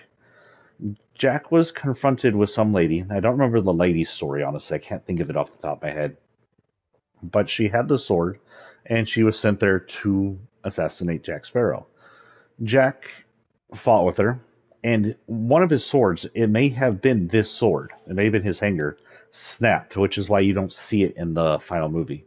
And he was given the Bane. Well, he still defeated the lady who had the Bane, and in kind of a respect, she gave him the Bane. But Jack was afraid of the sword and would get rid of it, and then it would be caught by fishermen or wash up on shore near him, and it would always come back to him, sort of like Scat always comes back at him. But he was actually scared of the sword because it's cursed. Yeah, it's an older movie and it's been around forever, so you may have even seen it on TV. Um, but Jack's sword always comes back to him, or the Bane always came back to him. Now, in the movie, they did film the scenes. That's why Jack's missing his sword through some of the movie and has to keep borrowing swords sometimes. But all of the Bane scenes were cut out because they thought that it wasn't important. The movie was too long, and I think that it would have been fine to be left in. I mean, like, we can sit through long movies nowadays. We don't care. We like pirates. We don't mind if it's 5 hours. If we can sit through 8 hours of Lord of the Rings, we can sit through 5 hours of pirates. This is Neon Reaver. This belongs to our hyena lady.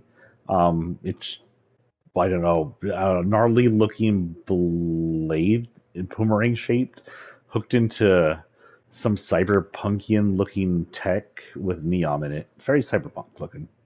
She likes her neons. This is Norrington's Sacrifice. Yeah. This is Norrington's Sacrifice. This one's kind of a sad story. If you don't want to hear spoilers, plug in. You haven't seen Pirates, plug your ears. Norrington's Sacrifice is the very first sword we see in the movie. It's the one that Will makes that's with, and, you know, it's perfectly balanced. So balanced, Thanos would have liked it. And he gives it to Norrington. Norrington uses it, even though it's more of a ceremonial sword. Norrington uses it through most of the movies up until the third movie. I think it's the third movie. Third movie, right? Yeah, third movie, I think, where he's killed. He tries to take out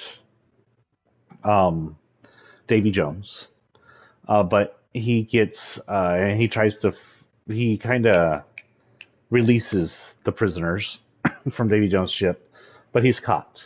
He's stabbed by Davy Jones, and mortally, and that kills him.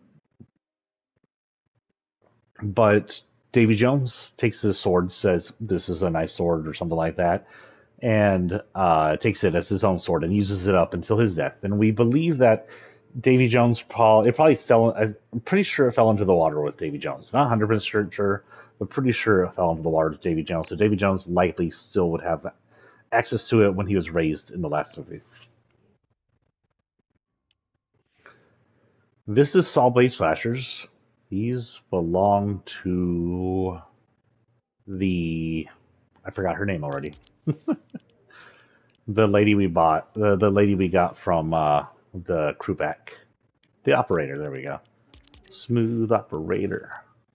And they're just sort of buzzsaws attached to handles. Nothing too fancy there. Wicked, it would suck to get hit by those. This is Elizabeth's Favor. This is kind of a twofer. This is Will's sword through almost all the movies he's in. He uses the sword all the way up until he's not a character anymore. Don't know if he has it in the very last movie when we see him in bed, but he most likely has it because I believe he carried it when he took over the Flying Dutchman. The cloth at the end of it is Elizabeth's scarf or napkin that I believe we see in the first movie. It's like a hanky or something like that. And a favor would be if you're familiar with knights, during jousting tournaments, the jousters would get favors from the ladies. The ladies would hand out their kind of scarves like things, or their whatever you want to call this, fancy Kleenex. And the knights would tie it to their suit or tie it to their weapon, and they go into battle with their favor. And the hope was the favor would give them luck or something, but usually it was just the knights flirting with the ladies. But somehow Elizabeth has this sword. This is Elizabeth's sword. So that means Elizabeth got hold of Will's sword with her favor attached to it and is not here with it. And for some reason, Will's not here. They didn't bring in Orlando Bloom, which is kind of sad. They could have brought in Orlando Bloom, and they could have brought in the Flying Dutchman. I think that would have been a really good addition, but they didn't. I would have loved the Flying Dutchman as a glider, honestly. This is the Dawn's Dominator. This is a nitro-powered hammer. Not much to say there. It's just a nitro-powered hammer. Assume it hits really hard. This is Clang and Basher. This belongs to the P-Boys. It's a hammer and a wrench, tools for fixing cars. I'm not sure you're supposed to fix cars with a hammer that big. There are P's at the top and bottom of these tools, and I've never noticed that until just now. I just noticed those P's are there. That's bad. Wow. They look kind of... Well, that one looks shook, or he may be happy. That one looks happy. This belongs to our little samurai crew pack dude. Let your blade... What does that say? P-Boys Certified Wreckage Truckers. Okay. What does that say? Crush everything. Of course it does. This is Blade Aria. This belongs to our crew pack samurai guy. Let your blade sing. It really doesn't tell us much anything. No idea what his story is still. Bitey belongs to Brite Bomber. Again, Ramirez, since her intro, has always used a llama corn pickaxe, and this is no difference. It's just now a little more metal looking and has exhaust attached to it. Does it have a special hit? It has a rev. Oh, wait. Yeah, he does. I don't know about that purple. That purple makes me think of the darkness power, but who knows? Maybe it's just some kind of world of power. This is Barbossa's sword. Like Barbossa's sword, I'm pretty sure I have a sword that's very similar to this, but I don't think the shell design is exactly the same. It's a cutlass, and it's been Barbossa's sword through, I think, all of the series. I don't think he ever loses it. The feather on it, I don't think is in the movie. It's just kind of referencing the feather in his hat. The fuck? Oh, excuse my language. I went up here and saw this. I was like, what's going on? This is the Assaultron blade. This belongs to the power armor. Does this exist in Fallout? As much as I played the Fallout games, I do not know. Never seen this blade. So maybe someone who's a bigger Fallout fan can tell me if this is from Fallout or if this is something that Fortnite just made. Freshly harvested from a decommissioned Assaultron. Oh, maybe. Do they have swords? Oh god, I don't fight enough Assaultrons. I usually not ignore them, but avoid them. I don't know. So apparently it's a blade from the Assaultrons. The world of Fallout has a ton of robots in it, and usually they're helpful robots. Some of them are security robots. The security robots are known as Assaultrons. And you can activate them. You can piss them off depending where you are. They may be used by the people still. But I am not familiar whether or not they have swords. They might. Deadpool's katanas. I don't really have much more to say that. He likes to chop people up with them and apparently stab Wolverine a whole bunch. This is Magneto's hand, which is really cool animation. He just collects the metal on his arm to use as sort of a half blade, half metal knuckles or something. Really cool. This is 2-form Wolverine claws. This is Weapon X Wolverine claws. It has some kind of weird tech on them. I don't know if it shows up like this if you're Wolverine. It may not. It may just show up as his claws. And this is Deadpool Wolverine claws, which has part of his blue and yellow costume on it. Hello, welcome to the stream. Whoa, that was loud. We're almost done with the locker. Where is the beginning of this season? These are all going to be fairly loud, because it's all motor-based stuff. This one belongs to our Machinist, I believe. Nitro engine. Ignition. Actually, Nitro ignition. Is that our Machinist?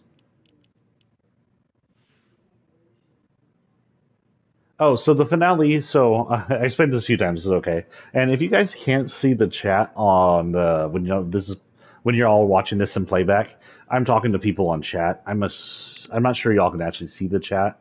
I've never checked post if the chat shows up below. But anyway, the finale, what I do is, since I stream a little less, I always do like a premiere and a finale of Fortnite.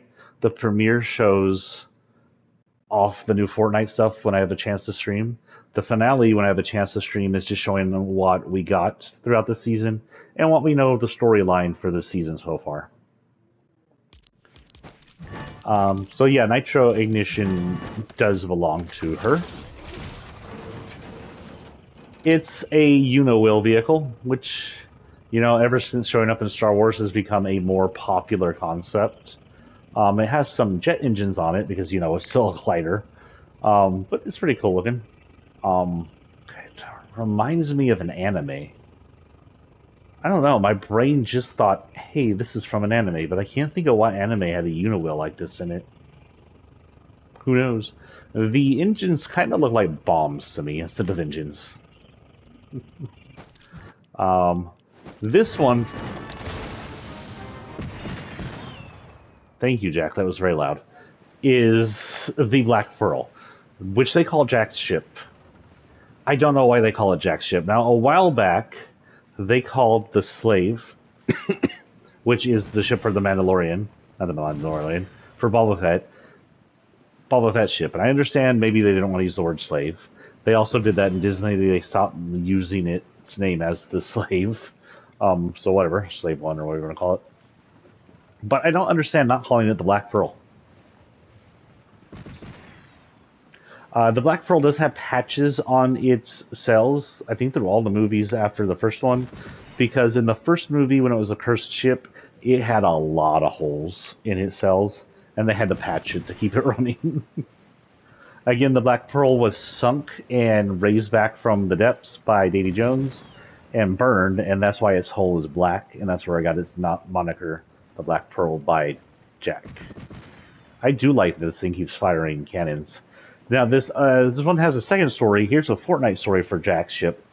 If you finished the entire missions, you didn't get the ship. It glitched out, and while it said you completed the missions in-game, when you go back to look at your quest, it showed one was missing. But if you went back to look at the actual Pirates loadout, it showed that it was all completed. It just got unlocked, I think, like a few days ago, yesterday, 2 days ago. But it's a pretty cool lighter. I like it. I'm thinking of keeping Jack as one of my permanent locker members, just because I'm a big pirate fan. All these are super loud. This is the Junker umbrella. This is our umbrella this season. It was pretty cool. Not like the most impressive umbrella. I do like it. Sorry, I missed whatever you just said. Where the heck are my comments? Live chat, where are you? Oh, that's weird. Live chat wasn't on. Sorry. So yeah, it's just sort of what it says. It's a Junker umbrella. It looks like an umbrella made out of metal with a nitro-fueled engine next to a wheel, and it's extremely squeaky, and even its pole is bent.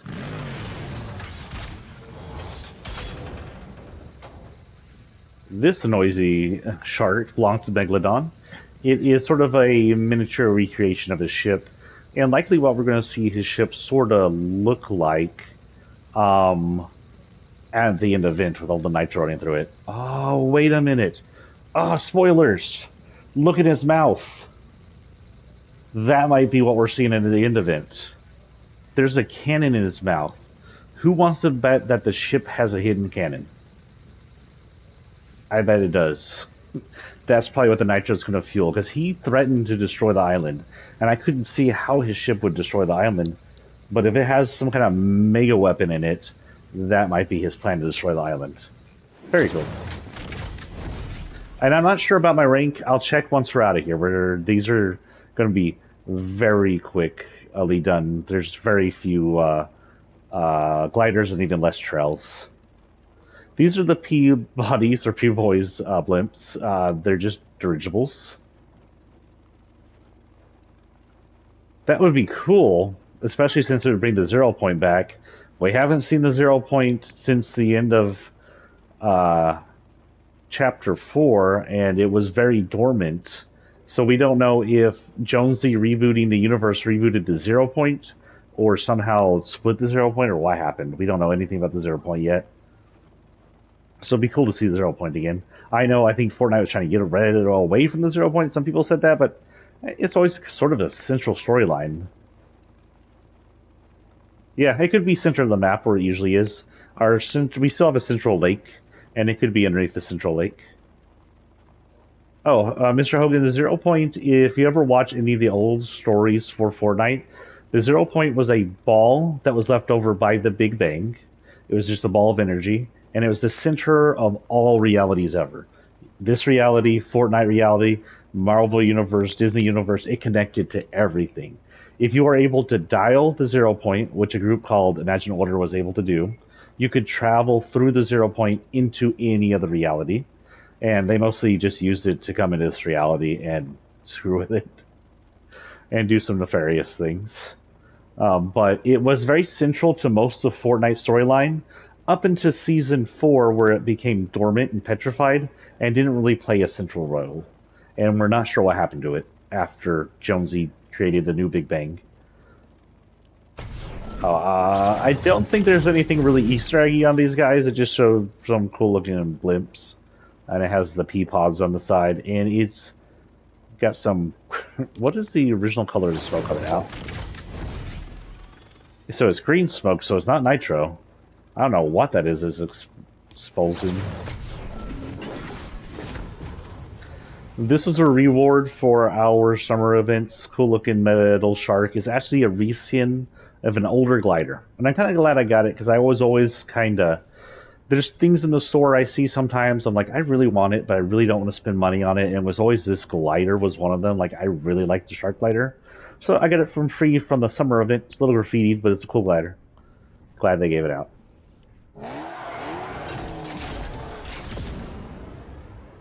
This season might have the noisiest gliders.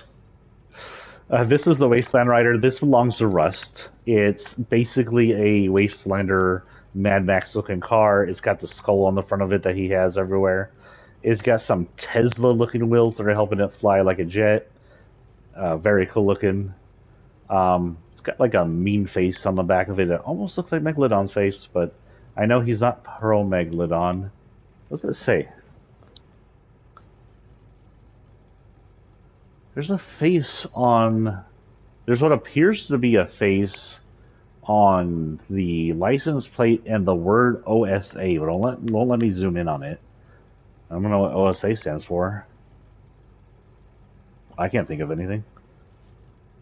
He's a Metallica fan, but that doesn't bring anything Metallica to me. Who knows? Drum Drifter is a basic glider. I think these gliders have looked like this since the second or third season. It's got some add-ons to the back end to make it a little sharper, and is graffitied out for the neon love of our little hyena. This is Logan's new blimp. It's just a hot air balloon. This balloon is best at what it does, gliding. What does this one say? Yeah. Full of hot air, just like Wade. Also, this one makes a farting noise. Hold on. It made a farting noise when it opens. That's cute. Now, wait for it. This one's just as noisy as everything else. This is a reskin of a glider that's been reskinned twice, but is fully newly animated and is the coolest version of it. Excuse me, holy cow. Originally, we had a stair-step glider from the Cube Queen from the last reality in Chapter 2 prior to the flip of Chapter 3. And her glider was stepping down because she's the queen. It's supposed to look queenly. Then it got repurposed into a glider for... I forgot his name. It was Chapter 4, and it was the king guy, wasn't it? The guy who was sort of a Zero-Pong copy or a past copy of the I.O. boss. I can't think of his name. That's really bad. Getting old and losing my brain cells. But this is for Magneto, and I love that noise. That just sounds cool.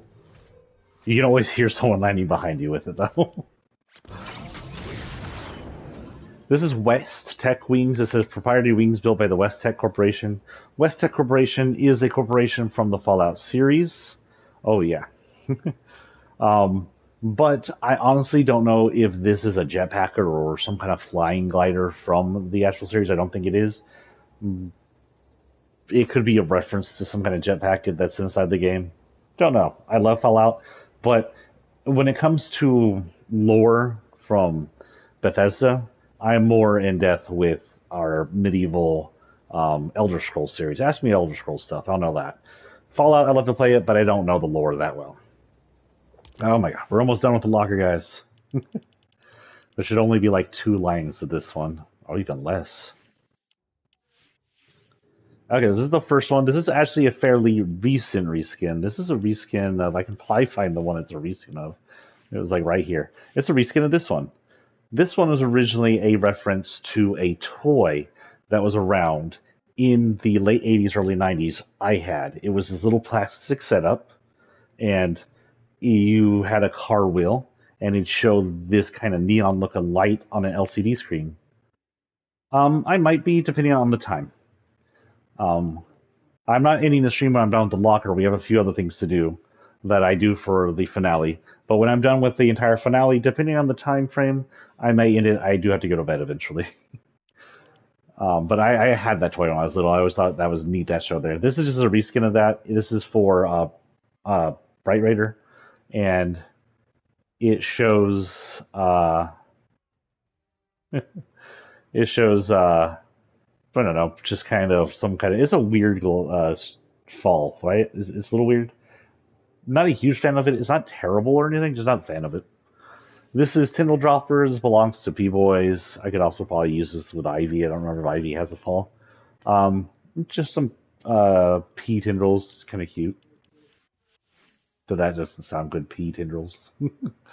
Nitro Dome Dropper, this is again some neon stuff. It looks pretty cool.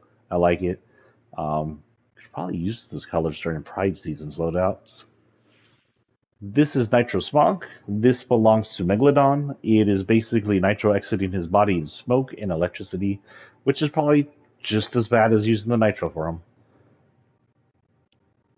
This is Engine Drop. Nitro Ignition makes me believe it belongs to the mechanic, whatever her name is. And it's just, it appears to be Nitro fueled jet engines of some sort. And we shouldn't be able to hear this one, but if we can, I'm going to get off of it really quickly. Okay, good. So if you are actually in the uncensored version of the game, I currently have all music that's third party turned off because, of course, YouTube and Metallica would have a fit. But if you happen to have this with the music turned on, this plays a good chunk of Ride the Lightning from Metallica. And even when you pop your glider, it still continues to play. With Metallica, I have this attached to them, and then I have Zeus's lightning glider, and it fits perfectly. It's probably one of my favorite just random ads, since Metallica didn't have a glider. I will say one thing about Fortnite they need to do. They need to add gliders to all the characters they have, and they need to add fall animations like this to all the characters they had. The fact that we have like so few fall animations and so many characters, why? What's the point? I mean, even if it's just one themed fall animation for a group of people, like the pirates could have one fall animation. I do have a pirate flag from season 8 of chapter 1 I used on them. But they could really just go out and create everything for everybody. I don't see why they don't. Especially for every single person in the actual pass. There's auras. I don't really do auras. There's not really anything here that's story-wise. Oh, I love Metallica. They were my favorites when I was little. I like this one. You're on fire. No, seriously, you're on fire. So if you're in power armor and your power armor starts doing this, it's probably gonna explode. Okay. Random on. I haven't actually checked the store today. Nike lady's back. More Nike stuff. Nike. Get Nike. You're paying Fortnite enough, thank you. The Deadpool stuff is here. More Deadpool stuff. Billie Eilish.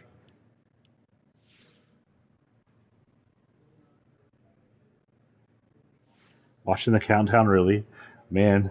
I used to do that, but now I just wait for it to hit. If again, if y'all are watching this, also after, if I am off Saturday,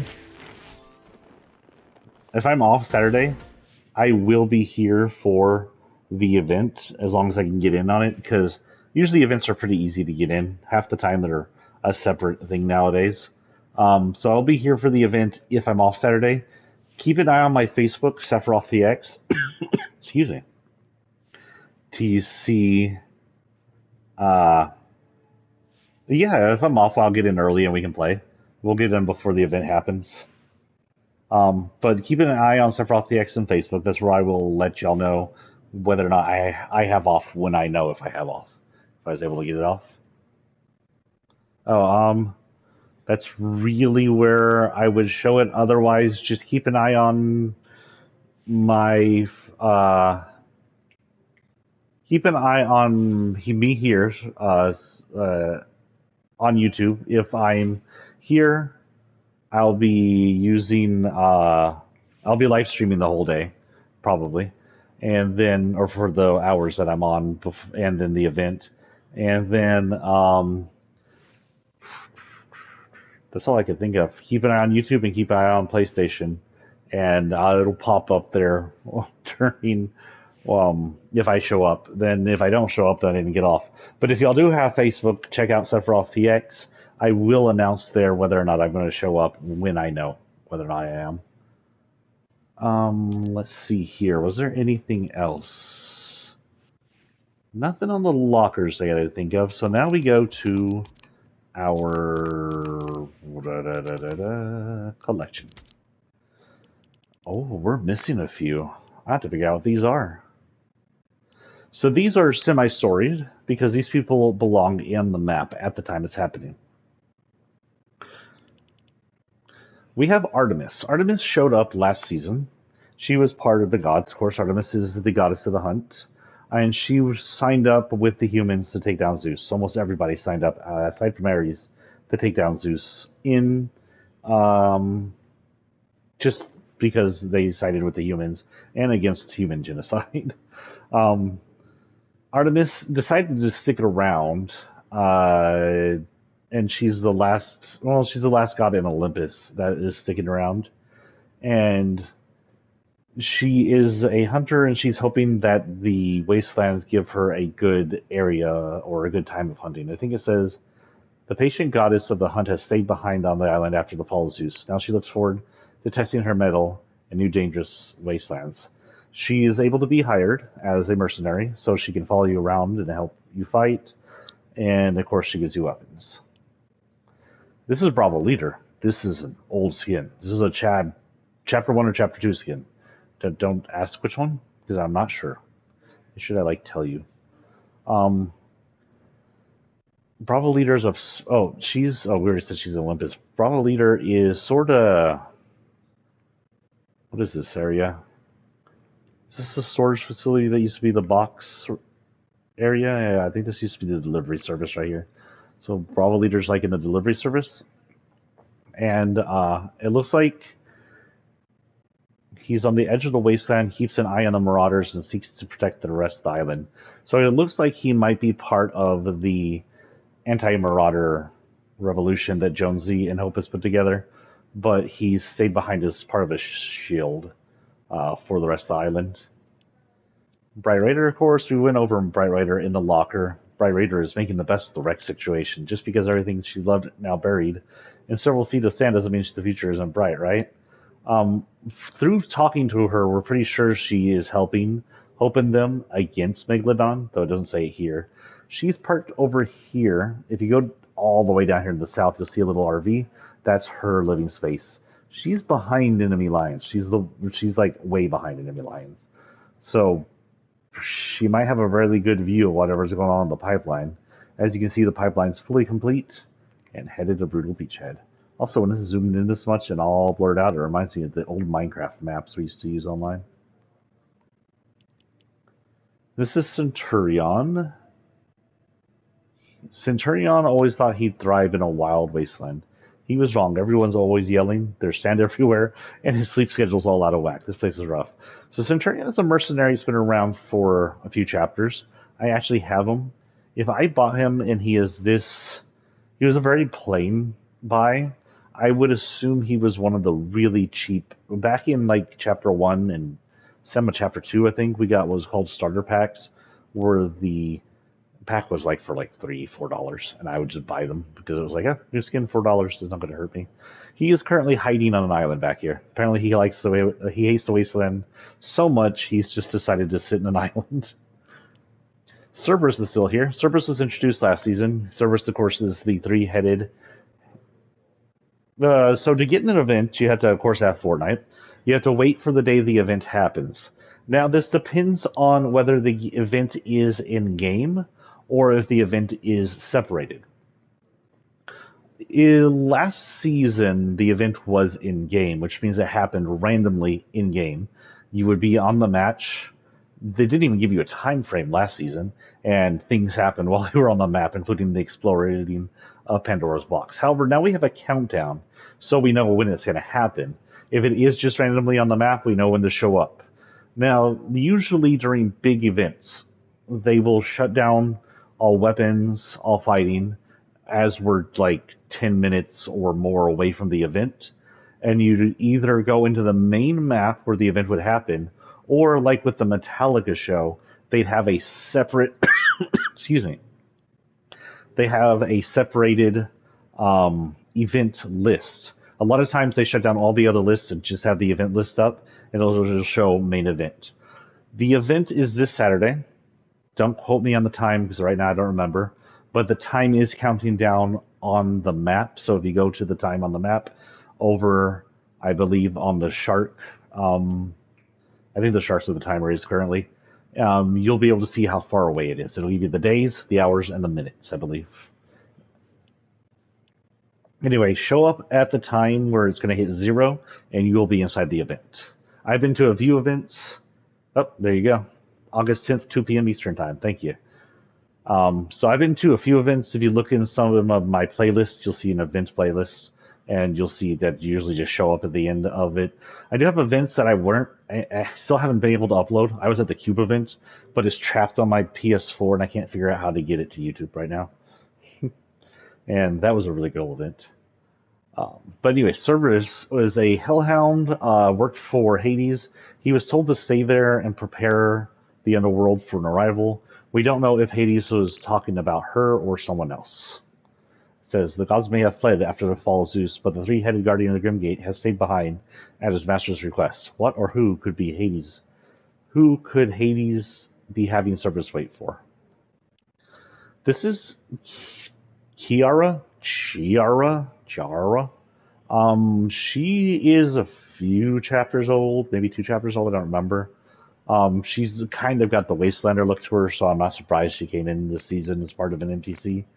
Chiara prefers to live a more passive life. The island usually solves its own problems. But Megalodon and the Marauders, either they have to go or she does, which means she's been living on the island and not getting in the way of everything's going on. Kind of just been living as an islander. But she seems to need to get in the way, feel the need to get in the way of Megalodon. This is Dracon Rider. He was a viable skin in the store. He is the only viable skin I can think of that was part of the newer skins that were like part of that trailer for Megalodon's incoming. But he was on island prior to Megalodon arriving, so he's an islander. He's a dirt biker, and that's all we really know. A few things are incredible. It's feeling the scorched wind as it blows across your face while you ride through the wasteland. Dracon Still Rider is one of them. Are you ready to ride, or will you be left in the dust? A few things are incredible as feeling scorched. Dracon Still Rider is something that's as incredible as feeling a scorched wind blow across your face while you ride through the wasteland. I don't know if that was written correctly. That sounds weird to me. That's not sitting on my tongue right. Who knows? Dracon is... Where is he set at? That's right. Dracon's set up here. He's just kind of in this little gas station area. I think is like right here. Hope, of course, was from Season 1 of this chapter. She was a underground member, and she faced her sister Valeria, who was part of the society, and helped take them down after they stole our favorite banana. She stuck around during the God season last season, even though Zeus destroyed her underground area, and she helped take him down. And this season, she's a little more integral to the storyline, even though she's been integral to the storyline. We heard a lot more from her, and she had us collect the Pandora gems, and she started getting visions. And when we collected the very final Pandora gem, she had heard Hope talk to her. And that last time we saw or heard anything that I'm aware of, Hope said they had a lot to talk about. That's Hope and her. Sorry, Hope and not Hope. Who is she talking to? The the the cool. Welcome to Fortnite. I love Fortnite, man. Hope was talking to the Oracle. Here we go. So the Oracles said they had a lot to talk about. Yeah, thank you. Part of getting old, guys, your brain just starts to melt outside your ears. Now, Hope, some people are theorizing Hope is actually more related to the Grecian theme than is being led on. If you're aware of any of the old Pandora stuff, either the original Pandora box theme with the Grecian theme, or even Kratos' version of Pandora's box, Hope was always the last thing left in Pandora's box when all the evil was let out. The world was given hope. I don't remember if Hope's an actual. I think Hope is a physical character in the original Grecian anthology, but Hope is a little girl in God of War, and she comes out of Pandora's box. So we're thinking this Hope may have something to do with that Hope. It's hard out here for a rebel. Hope knows that someone has to stand against Megalodon, and that's got to be her. Something tells her that the influence of Pandora's box isn't done with the island. This is Joey Caliente. He is this season's new mascot. He's a jalapeno. When it comes to the island, there's always room for a little extra spice. Joey Caliente is ready to sauce and serve only the hottest takes around. Who knew hot could be so cool? So he is another mascot, food mascot for hot sauce, I guess. Really don't know what he's doing on the island. I know I've seen him. I'm not sure what this is right here, honestly. It's part of the desert, wherever he is, and he's part of it. Who knows what he's doing? Serving hot sauce. I like hot sauce. This is Oscar. He's actually from the first chapter. The only one other than Hope, I think that is. Hope and Jonesy. Oscar was part of the Society, who we'd all thought was like a alternate version of Midas's group, but so he'd be an alternate version of Meowskulls. But Oscar seems to have come back and seems to not want to exactly atone for what's happened, but kind of take some power back. Because after going to hiding after the fall of the Society, dignified bruiser Oscar has returned, and he's ready to claw back everything he's lost. Those in his way beware. Now, he did let us know that the last time we saw the Society, they were in a battle in a screen. Oh, I forgot the screens. God, I just gotta do those. Yep. Is Nisha? Oh, Nisha is back. You're right. I completely forgot about her. But Oscar let us know that everybody from the Society lived, and they kind of just went underground or something. Of course, we already talked about Rust. What's better than being a Wastelander? Nothing. Rust loves every bit of chaos, the danger, and Nitro. He'll do whatever it takes to protect it from Megalodon. So he's a Wastelander, but he's an anti-Megalodon Wastelander. Also, he's not living in the wasteland. He's over here in the airport, so I don't know what that's about, Mr. Wastelander. Nisha, completely forgot she was back. I also need to figure out who these three are. I need to actually go see those like right after this. Nisha is up in Lavish Lair. She used to be in Fencing Fields, which was like a right here, and that was a vineyard, but it got destroyed. Now she's up in Lavish Lair, where no one else is living right now. She's kind of taking it as her own. And Lavish Layer was part of the Society's grounds originally. She's a fencer, and I guess she owns sort of a winery. And it says after the fall of society, Anisha has lost almost everything: her wealth, her family land, her medallion. She's lost, unsure what to do next, and perhaps just needs a little hope. So it sounds like she's kind of having a hard time, and maybe if she needs a little hope, she'll come over to the good side. Unlike this guy, because he's a cat. Peabody we already went over. If your auto's been bodied, there's only one place to go. P-Boys, Phil, Earl, and Max will put their three heads together. Other than owning all of the gas stations, they work primarily out of here.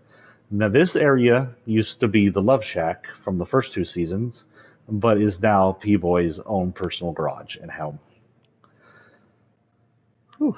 This is Philosopher Nanocrats. This is a Pili skin or creature, and it is a philosopher that lives in a movie theater.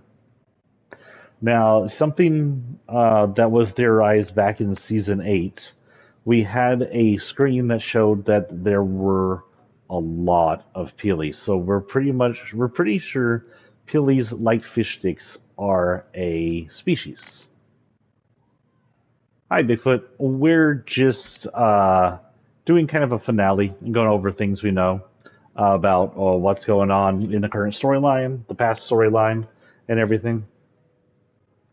And just having fun looking at stuff. Nothing serious. Thank you, Hogan. Wait, are y'all speaking, or is...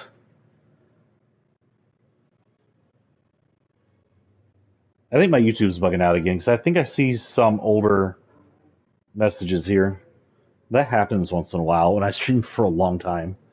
The heck.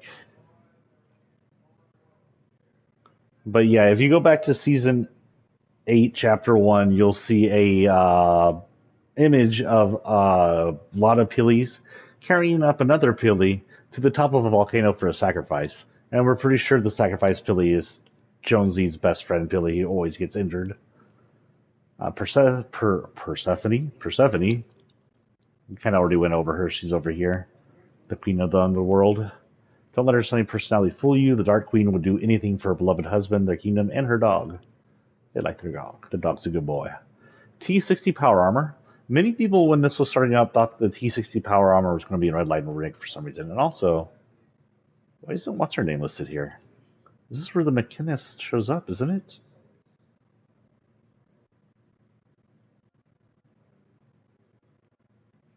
Yep. My YouTube's freaking out. Hold on, guys. My entire screen just filled up with old chat messages. The heck?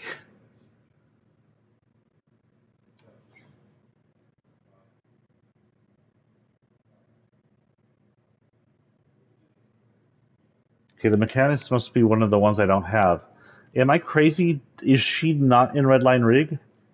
I remember fighting her in Redline Rig.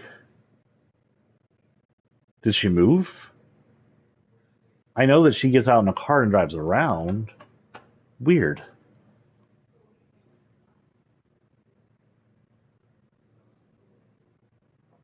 Sorry, I'm waiting for the glitched out YouTube comments to go away. It keeps filling up the screen. Anyway, back to the T60 while I'm a little confused. They thought he was going to be over in Red Light Rig. And, but he's over here in this kind of like, it's like a little house. Just a tiny house over here he's stuck in. Don't know why, other than he's rifted in and doesn't belong here. Ruckus is an old one. Chapter 2 or Chapter 1, who knows? I want to say Chapter 2, but I'm not positive. Ruckus is down here in the shipyard. I like the shipyard because you can also see that someone had a bad day. There's an entire forklift run off the pier over here with a bunch of stuff dumped everywhere. It's like, I've had those days at work, dude. I hope Ruckus didn't get after you. Unless it was Ruckus. Up here also is this Oasis pool. It's pretty cool. It shows it's like a whole bunch of upended vessels for some reason. Then we have the Underwriter. The Underwriters showed up technically in season 3. Yes, season 3. His No Sweat Insurances showed up, I want to say, in the first chapter at the end of it. His insurance building was the one building that didn't get killed by the volcano. After that building was destroyed a whole bunch before, and then it showed up a few times. But in the third chapter, he came back into his insurance building to lift it off the ground and start evacuating the island. This is Triage Trooper. This is one of the Kajillion Jonesy 0 point copies. If you remember, or if you weren't here during the 0 point era, the 0 point would create copies of anybody who popped in, was able to come in and leave the 0 point. So even if you left the 0 point, your copies would stay behind and continue to fight within the loop and live their own lives. And that's why there's a lot of Jonesies, because he's one of the oldest IO members that would pop in and out. Speaking of Jonesy, Vengeance Jones. This is Mainline Jones, meaning this is Jones currently trapped inside the loop. God, doesn't he have a story? He's one of the oldest members to have come into the loop from IO and start investigating on the people and the stuff happening here, the Storm, the 0 point, the loop, the copies. For the longest time, they were gauging maybe 1,000 years. He worked for IO, and he's been given immortality, so he can't die. But also, the 0 point loop also keeps you from dying too, so there's that. But,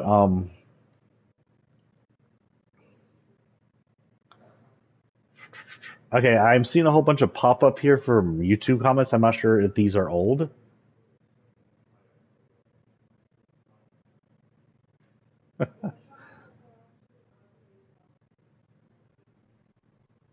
Oh, yeah, she's the boss. See? But I'm almost positive she was in Redline. You know what? It's not showing what's her name up here either. So they're not going to show the bosses. That's weird. Okay, you're right. They don't show Megalodon. They don't show the Machinist. And they don't show our hyena lady. Huh. Because I'm almost positive old bosses like the Society showed up on this list, but who knows? You're correct. But anyway, Jones, for the longest time, worked for IO until Chapter 2. When the 0 point became unstable, he left IO to team up with the 7 to stabilize the 0 point, became anti-IO, and became a constant freedom fighter. Now here it says Vengeance Jones has gotten his revenge. He's gotten a breather, and now maybe he's started enjoying taking down villainous societies and vengeful gods. Wants to waste on world law to Jones of vengeance. Jones at the very beginning of this sounded kind of reluctant to want to go into battle with Megalodon. If you listen to his recording, he's like, we just beat a god. Can I have a break? And Hope's like, no. Poor Jones. But ever since he left IO, he's always been kind of a revolutionary. He worked with 7 to revolt against IO. He worked with 7 to revolt against the Last Reality when they invaded. He worked against the Chrome. He was one of the few survivors of the Chrome. He worked to reset reality when the 0 point was a petrified rock and a vampire threatened something. I'm still not entirely sure why the vampire was such a big threat to reality and he had to reset it, but maybe one day they'll clear that up. Whew. And then finally we have Wastelander Magneto. We already talked about. He is, along with our girl over here in Granulature, he is currently at Weapon X Lab. Why is he just hanging out there? Guess he's just hanging out there. We do have 3 that we'll have to go find here in a minute. I always finish these out in the finales. But there's something I forgot to do in the locker. Because, they just split things. And now I always forget things exist. We're not doing the wraps. We're not doing the emotes. And this pirate flag might be my permanent sign. Oh, it's here. These always help tell stories.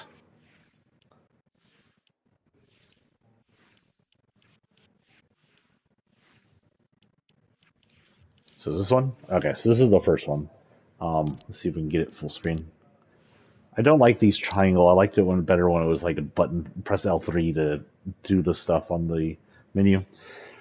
So these always kind of show stories. Ever since the very beginning of Fortnite, when they started doing story stuff, they would stick storied items into screens. So this just kind of displays everybody involved in the wasteland. We show that Brite Bomber and Jonesy and Peabody are together driving, meaning Peabody's with the technical good guys. Also, that's Jones in his outfit, that is his OG outfit from just random equip from the second season, maybe. But I'm sorry to hear that, Logan. But so that might just be a 0 point copy of Jones, one of the Jonesies. But all the Jonesies are relatively good guys so far. But that would indicate that Peabody's working with the good guys here, even though he seems to be just a willing mechanic otherwise. Or he's just psycho and having fun driving. We also see Magneto working with the good guys, because, he's often more or less the anti-hero than a full-on villain. We do see Machinist is working against Jones. They appear to be the person that Brite Bomber is aiming at, and she's using the... Yeah, I hear you, man. You have to get old like me and get a good job. Then you have to watch it and make sure you don't spend too much on it. But where am I? Oh, Machinist is using the little hook we wouldn't get till late in the game. We have Rust riding a dirt bike. We know he isn't pro Megalodon, but he isn't necessarily fighting anyone. He just seems to be riding the dirt bike. We do see a little Easter egg back here. I have one of these. The two kind of zombie fighting... That's what that's from. Okay, so we have the two zombie fighting Durburger and Tomato Head, but this bus that shows up, I swear shows up in an older... It's almost the exact same bus. It is the exact same bus, but it shows up in their screen in an older season. The bus is very similar. We used to see Megalodons on top of it, which means Durburger and Tomato Head's working with Megalodon for some reason. And we see that Hyena Lady's up there too. There isn't much in the background. There's a shark, a ton of cars. The new motorcyclist guy that could be purchased from the stores up there. And I don't see anything else that looks like an Easter egg. Rocket League car over there on the side. I wish we could scroll through these instead of having out. This just shows the Battle Pass skins. I don't see anything Easter eggish in it. Sitting top fuel. Yeah, nothing really here. But it does a good picture of all the skins.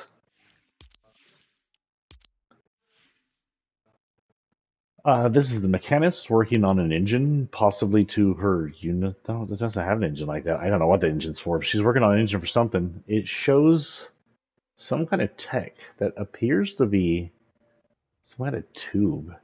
Oh, that could be her working on the Nitro facility. So that tube, as we see in the background, could be the building, the pipeline she's building. She works for Megalodon. Not sure about the engine though, unless that's part of the facility somewhere. The facility is a massive engine, but that's a tiny engine. Well, it's not a tiny engine. That's a much smaller engine. You know what? Let's go back in there real quick. Oh my god. Can we go in, please? Thank you. Always got to check for Easter eggs in these colored ones. But honestly, other than the screens in the background, I don't see anything that might be an Easter egg. This is a comic book storyline, which usually is storied. Ooh. Peabody's not with them, is he? This appears to be Peabody being chased down by Megalodon. And look, it's the car. It's the car that was just unlocked inside racing. But it seems to be Peabody here is being chased down by Megalodon and Hyena, showing he isn't part of the group. And he's just exploded someone with the crossbow. So confirm Peabody's a good guy.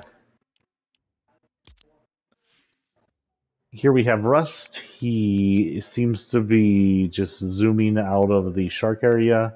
The shark area is a little different than what it really looks like. There seems to be an underside here, or there's been a lot of damage to it by the looks of it.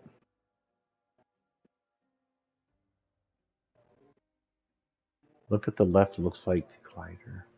Now my YouTube's not showing the entire message. I do see the left, there's the boat bus. I don't know what that belongs to, honestly. It's like a boatmobile bus. And we saw that at the beginning of the season. Someone did mention this. There's someone in it too. But honestly, no idea what that boat bus is. Go back to the Machinist. Which one?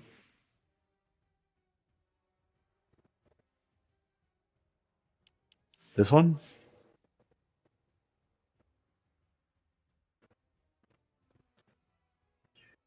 Oh, this one. Oh, you're right. Her glider is in there. I completely just ignored it because it was like a normal thing. I see what you're saying. But yeah, her uniwheel, her unicycle, whatever you want to call that, uniwheel vehicle is right there. You're right. I don't know if the engine would fit in that unicycle vehicle, but it might.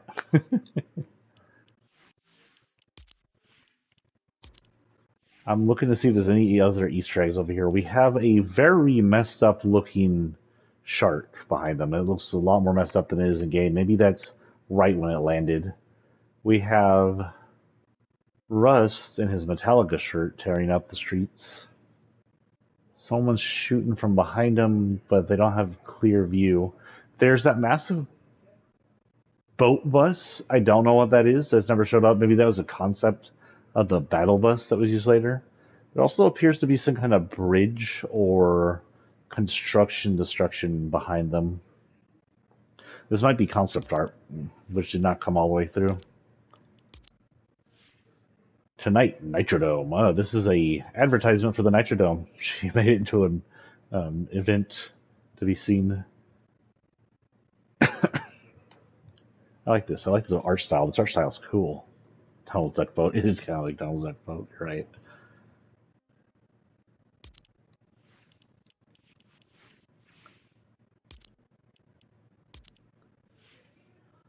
Our hyena lady again. She seems to be. Oh, I get this. When I first started this, I didn't know what I was looking at. This is a control panel, and I'm sorry I'm coughing. All of a sudden, my throat got dry. This is a control panel from the Nitrodome. That's what we're seeing. And it's just a bunch of cars fighting, and she's yelling. I don't know where she's announcing. I'm not sure which. Cool. Don't see anything too Easter eggish here.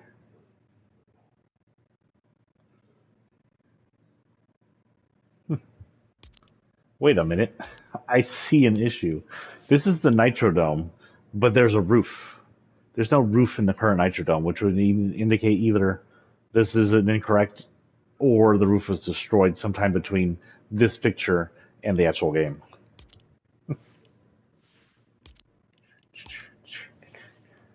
The P-Boys working on Nitro. Oh, that's probably not a good idea. Yeah, maybe they're capping it. I don't know why they have open Nitro over there. And cars. Another view of that car they added. They had a lot of views of that car that they added not fairly late in the game. My Fortnite just made a weird noise in my ear and I don't know what that was.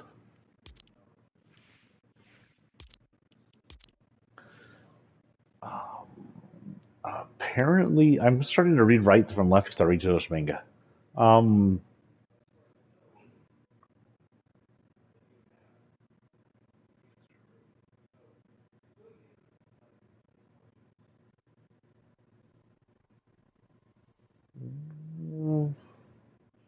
Well, hello. Y'all couldn't read that, but he said he went down. If y'all are watching this after, according to Just Knocked Fun, or no, Just Knocked UFN, sorry, who was watching my stream, he just went down to the underworld and talked to Persephone as Megalodon, and she talked about taking the ship to the underworld and they would rend the beaches in two, or the island in two. So it seems like Persephone might have some bad intentions on the island. Or she just wants to be naughty, and the worst member currently on the island is crazy as Megalodon. Interesting. Thank you for that.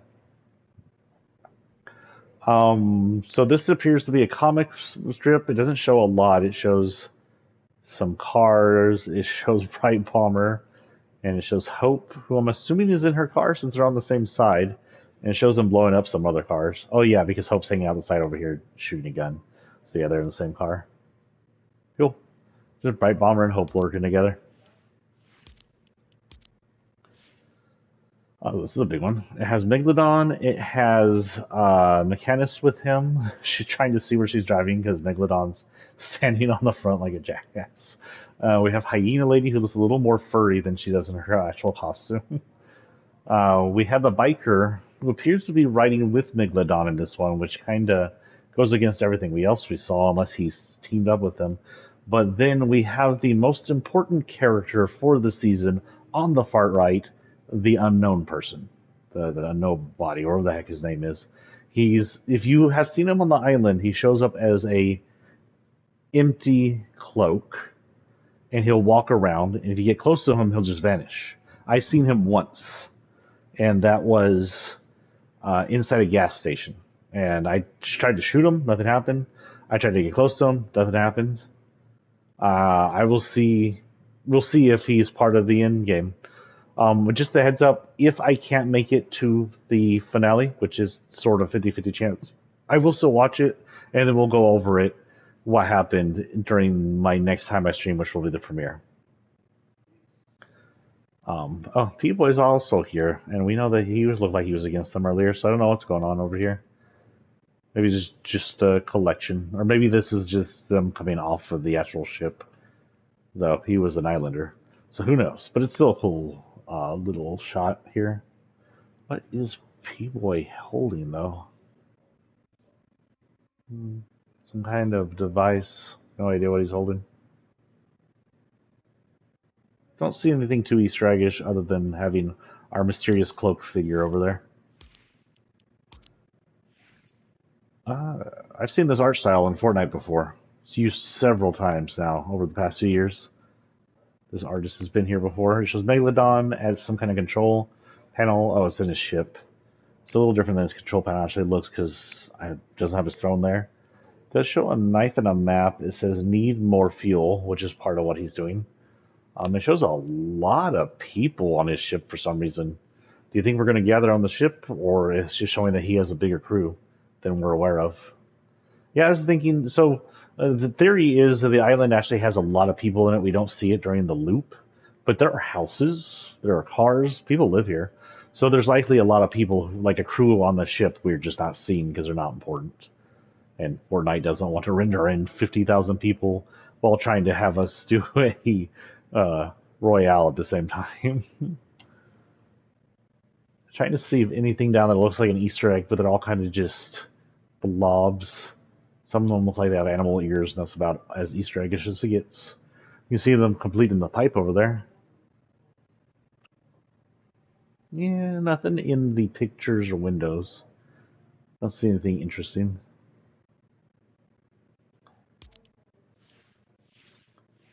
I will raise this island to the ground once my Leviathan awakes. Breathes like I smoke too much. Have y'all heard his breathing? Like he just gasps every few times.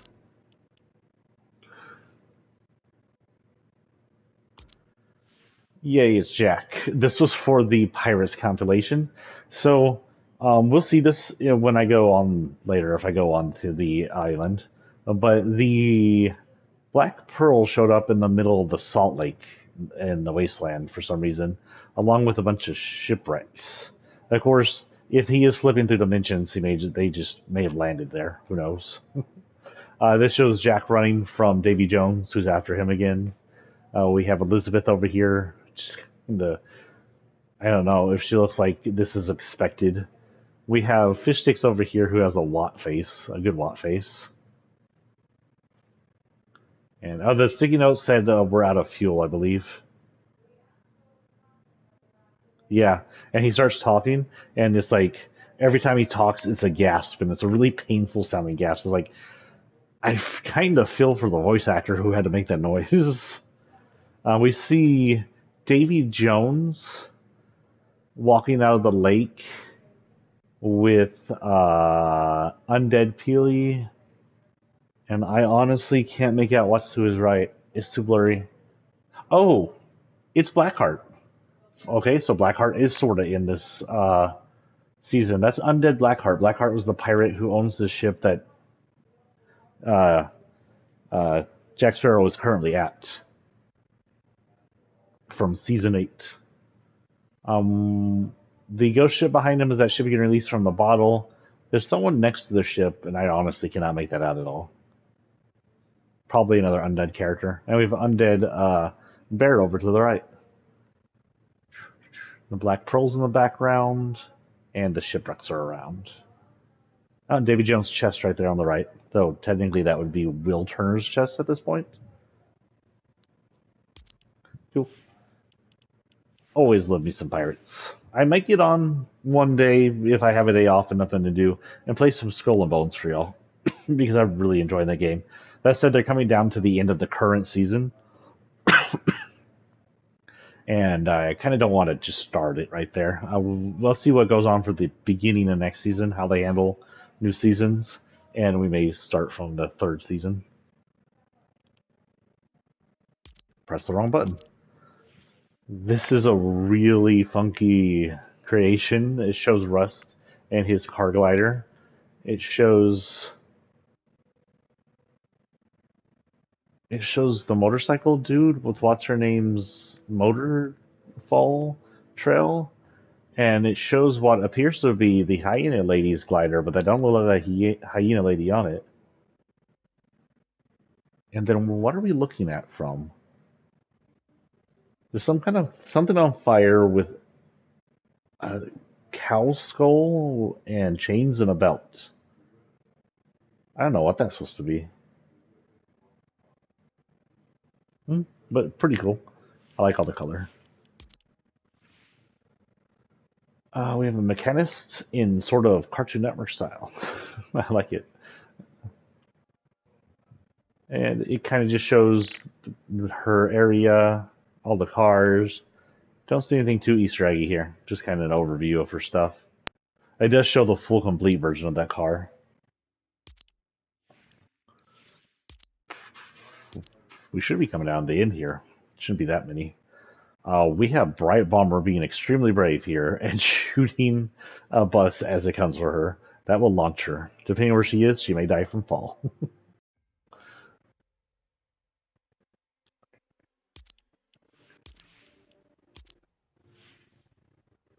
Oh, this is the Metallica concert. I was like, what the heck am I seeing? What last reality looking stuff is this? What's with the storm on the outside and the swirling trees and llamas? I don't remember any of this. Oh, this isn't the concert. This is the battle stage. Okay, so this is the battle stage, and it shows the battle stage above the racetracks. Is that what's below us? Is a racetrack? Like rocket racing? That's weird. But yeah, that's the battle stage. That's what that is. I don't remember the battle stage being in a swirling storm, but I've only honestly played it, I think, twice.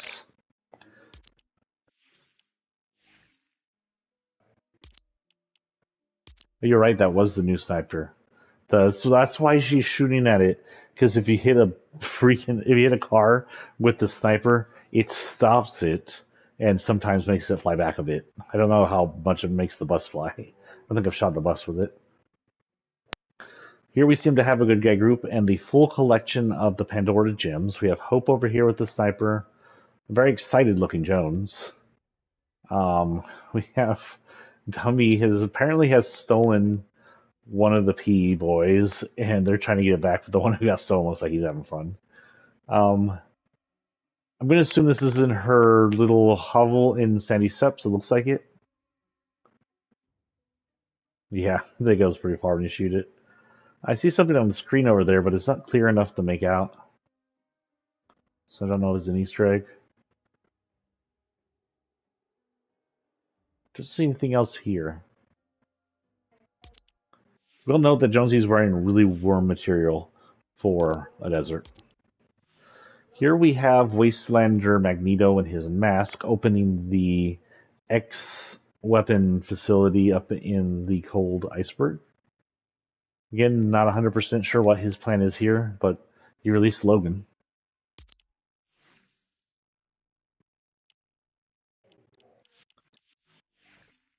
Oh yeah, these right here, these are the gems. They are the things we collected.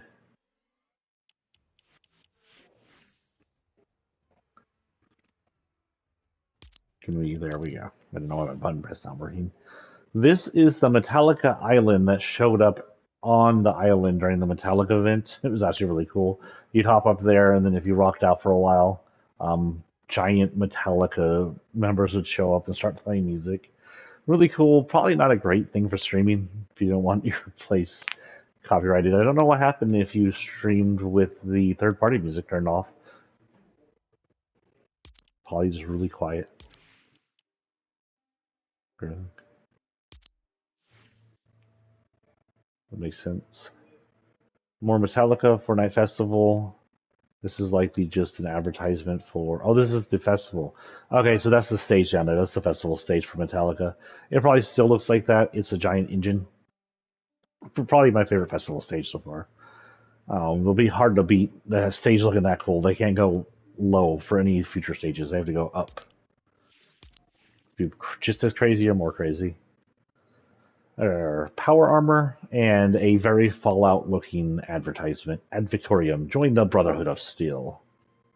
Very cool. And then another Brotherhood of Steel picture. This one doesn't show too much story, but it does appear... Well, no, because we don't have any characters. We just see him working with cars. But I'm just saying it does appear he is either messing up or protecting the pipeline, because it looks like a lot of pipeline equipment around him. And I'm not sure if he would be against or for Megalodon.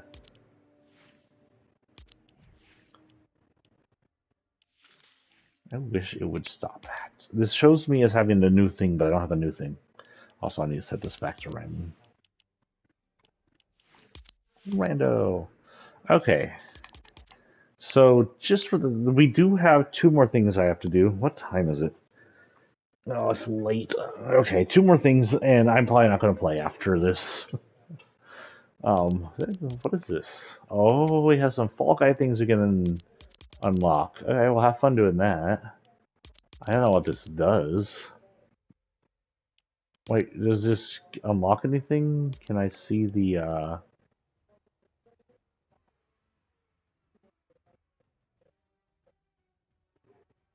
Is this unlocking beans in game? Is this unlocking beans in their little crossover? What's going on here? I'm assuming beans aren't on the map unless they're extremely large beans? I'm confused. We don't have any story, right? Story's done? Yeah, storyline's done.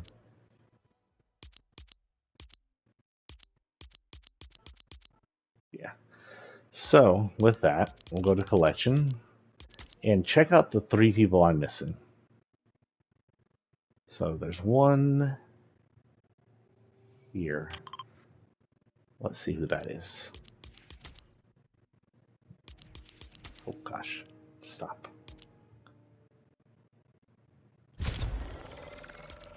We're not actually going to get on and play too much. I'm probably going to try and get to the characters all in one battle, and if I miss one, I'll probably jump off something high.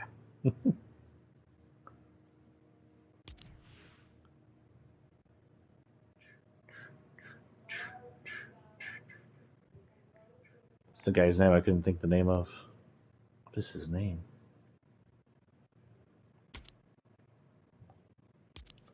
What's here? I'll probably watch that video before we go. The Night War. It's all medieval, but random battle bus in the background. At least it was a free.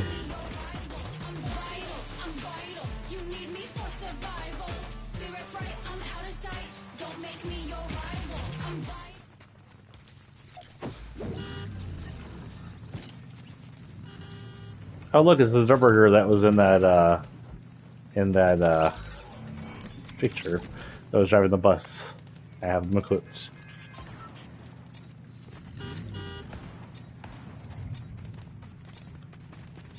God, it's been a while since I played Fortnite. I've been playing too much of the Pirates game. This game is super colorful, and I always forget until I miss it for a few days. Okay, we're going over there. Might as well thank the battle bus driver. I have everything unlocked, so I don't really need to do any of the missions or XP gets. Once I have everything unlocked, I could care less. Oh, my level is currently at 211.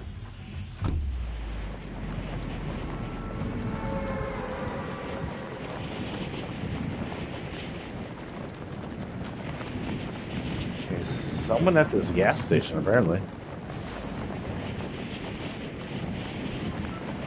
It's gonna have to be another mechanic or something.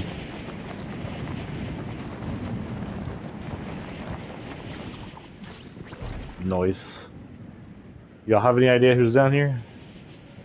Hey, it got turned back on. I hate those. So I don't usually use the tell me where the noises are coming from thing. Because honestly, I use earphones or a surround sound so I can hear things. Okay, I'm probably gonna die here, but whatever. I'm here to see who this is. I swear I already had you. I did a mission with you. Okay.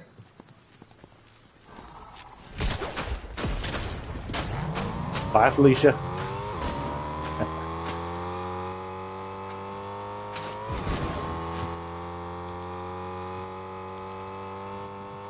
Where am I going? Oh god.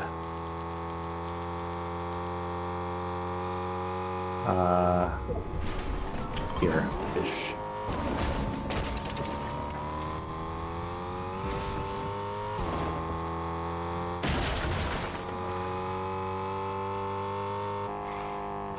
What?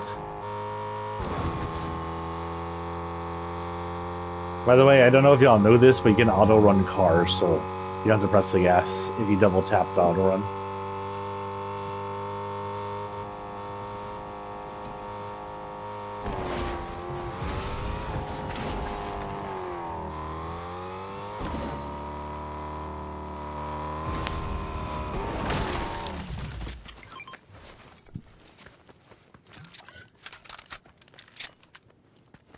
I don't know why that keeps turning on the sound, the noise visualizer.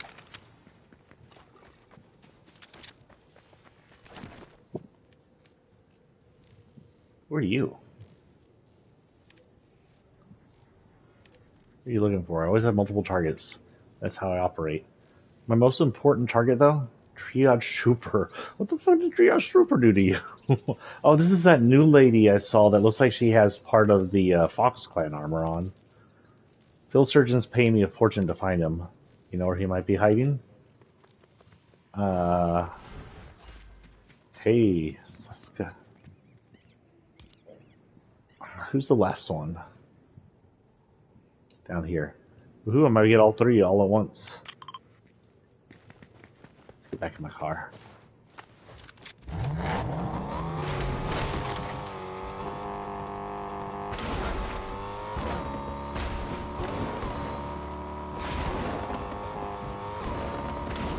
We're gonna go through city, you know, it could be a little dangerous going through the city, but a shortcut.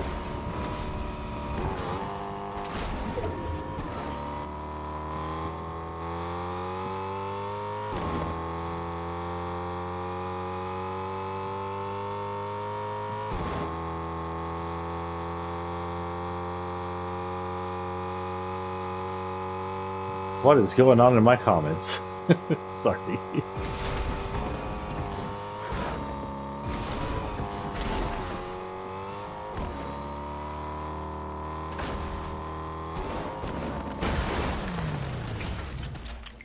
Ah, there's somebody here. Ah. Come on, shoot the operator. Darn it. I just need to get her. Smooth operator. Okay, go back down and get her real quick. And that'll be the last of the collection.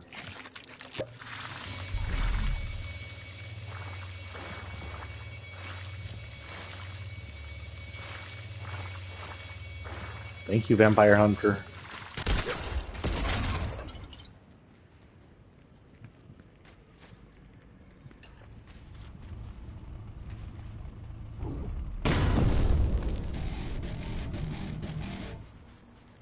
I honestly haven't done any of those. I don't think I had to. None of them were like imperative. Wow, we're just gonna sit here and watch Vampire Hunter. There we go. There's a shot from Chapter 4. Chapter 4, right? Yeah, Chapter 4 was that. For Peabody.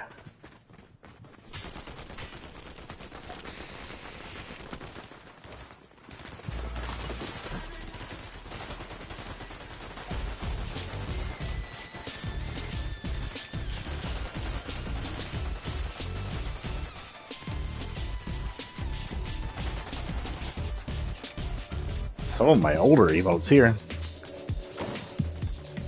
This is the only thing I really liked about the new lockers, being able to sort of randomize their emotes.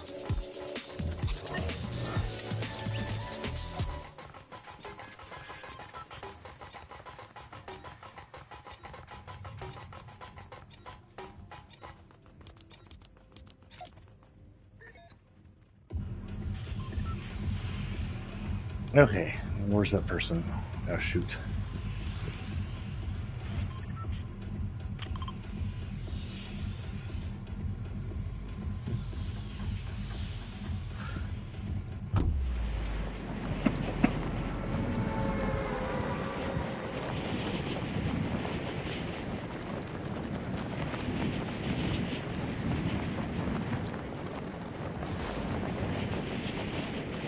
Okay, we're gonna check what is going on over there, guys.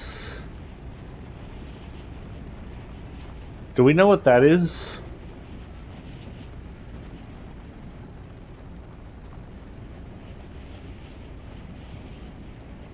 Are those the tokens? Can I see the tokens from that far away?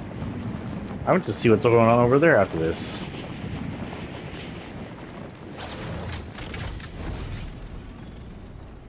Could be the tokens. They're inside of a line. But I gotta go see and make sure it's not something important. Wait, where the heck am I going? Oh, that's right, it's over here. I gotta talk to this person. Where is she? She's right here.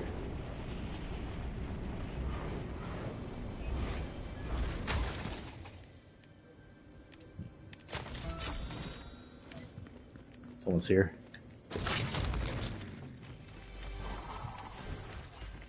No one here?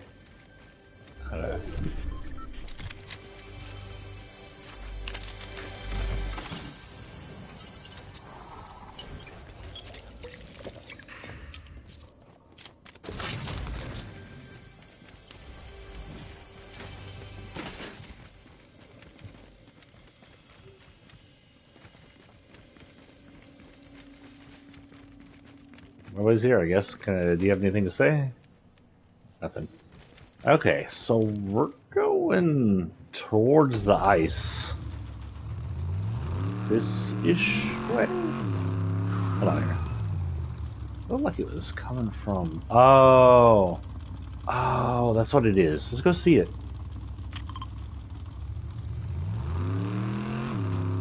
They added something to the map. I guess this is what the update was for.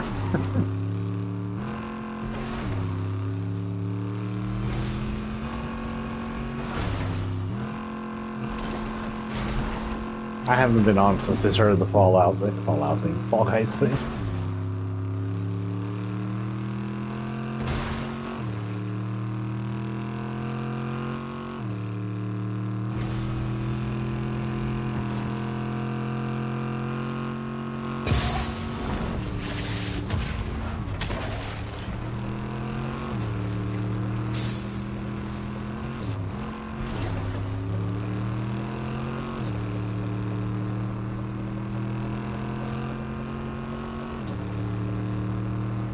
Holy cow, what is going on? How do you even get up there?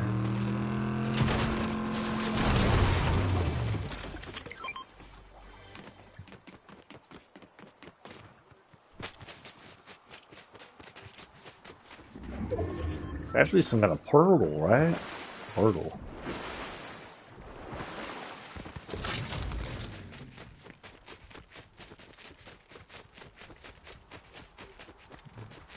Jonesy's old area.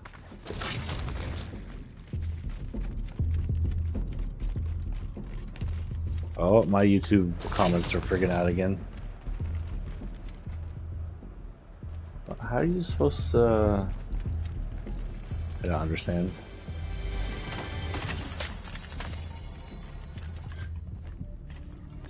Maybe I'm at the wrong end.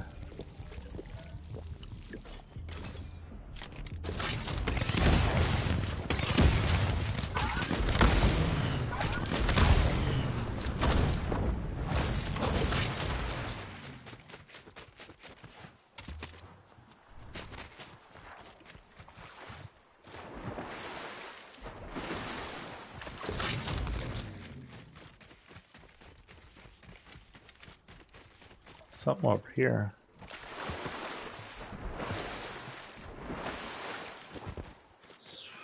Are we gonna have our weapons up here? Is this like Fall Guys with weapons? There's a bean. I see a bean. Let's see what the bean does. Ah, YouTube comments are going crazy again. Bean idol. Oh god, I'm actual bean. God, I haven't played Fall Guy in forever. I don't remember all the buttons. There we go.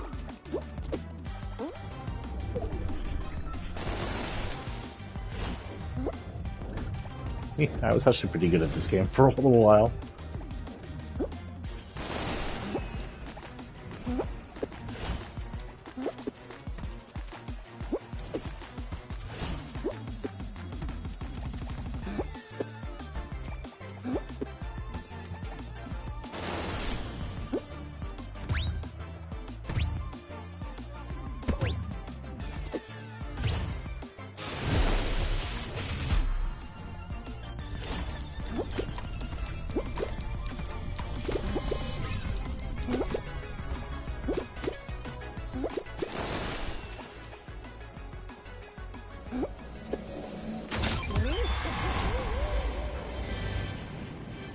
What the frick is that?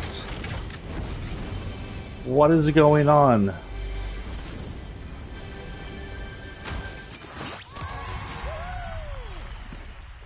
What the actual hell just happened?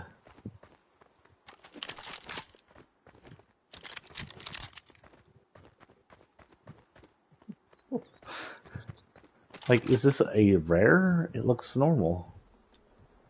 It is normal.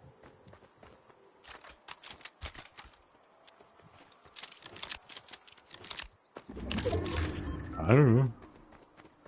Well, that was weird. That explains the lights. Okay, we're going to go take the tall way out. Where's a really good place to jump? This was pretty good.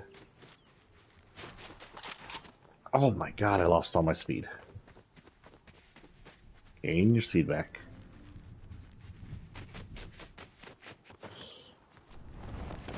Oh, that sucked. That was not a good way to jump. Well, let's go in the storm.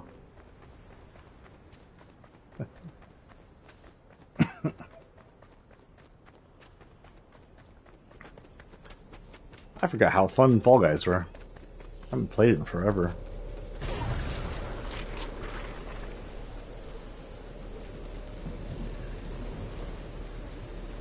Another tall area I can jump from.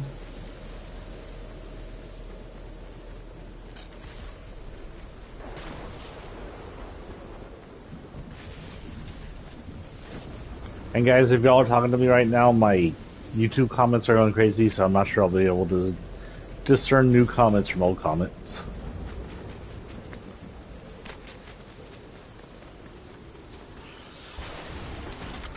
Wow, God.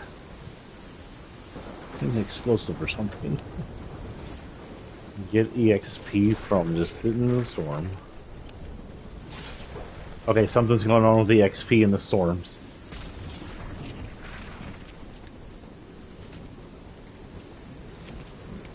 just got like 2,000 points from the EXP and the storms. That ain't right.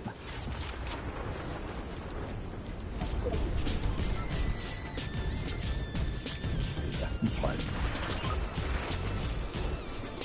That one storm work faster. Time. I only got enough time to do the finish. Okay.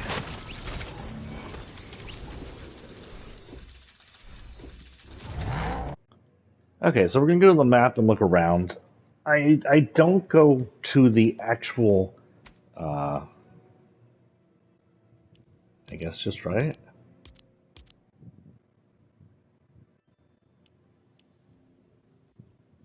I don't know. I've never had any issues with them.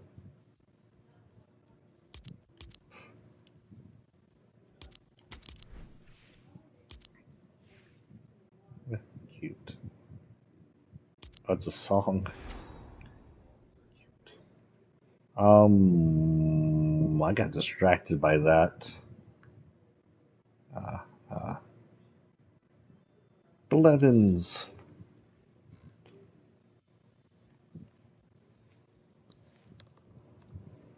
Oh, frick. I really got distracted by that, but let's check here real quick. There was a video of some kind.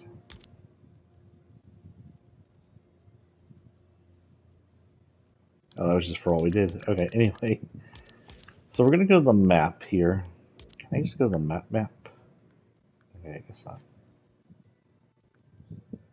And look at the places and see what might change. Now, according to our viewer here, he said it sounded like Persephone wanted the ship to come over to here, and they split the island in two, or the beach in two. So likely Brutal Beachhead is going to back out, or just chew its way through the island. I would assume back out and go around. That way it comes over here, it gets whatever it needs from the underworld, powers up, and shoots this way, literally splitting the beach in two.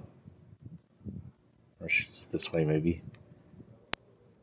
If it goes straight from the corner, it's gonna. If it doesn't take out the underworld, it might take out the underworld. It may take out Grim Gate. It could take out Restored Reels. The Nitro Dome could be in its path, depending on how big the whatever's going on is going on.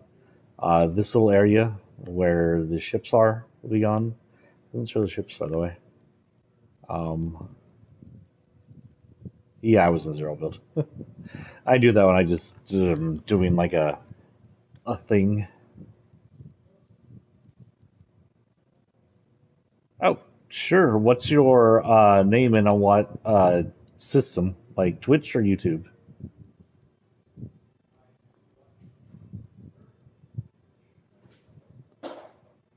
Cat, what are you doing? Squeaky. No, Mama Cat, what are you doing? You get off the table.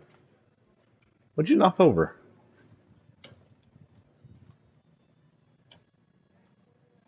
What are you doing up here, lady? Come here. You're not in trouble. Just don't knock things over. Sorry, my cat decided to knock things off the table because she's a cat. She got a sweet face, though. Mama Cat, you got a sweet face? What you doing? Do you need on the table? Is there something on the table you absolutely need? Waddle over here, huh? Waddle, waddle. You took a girl.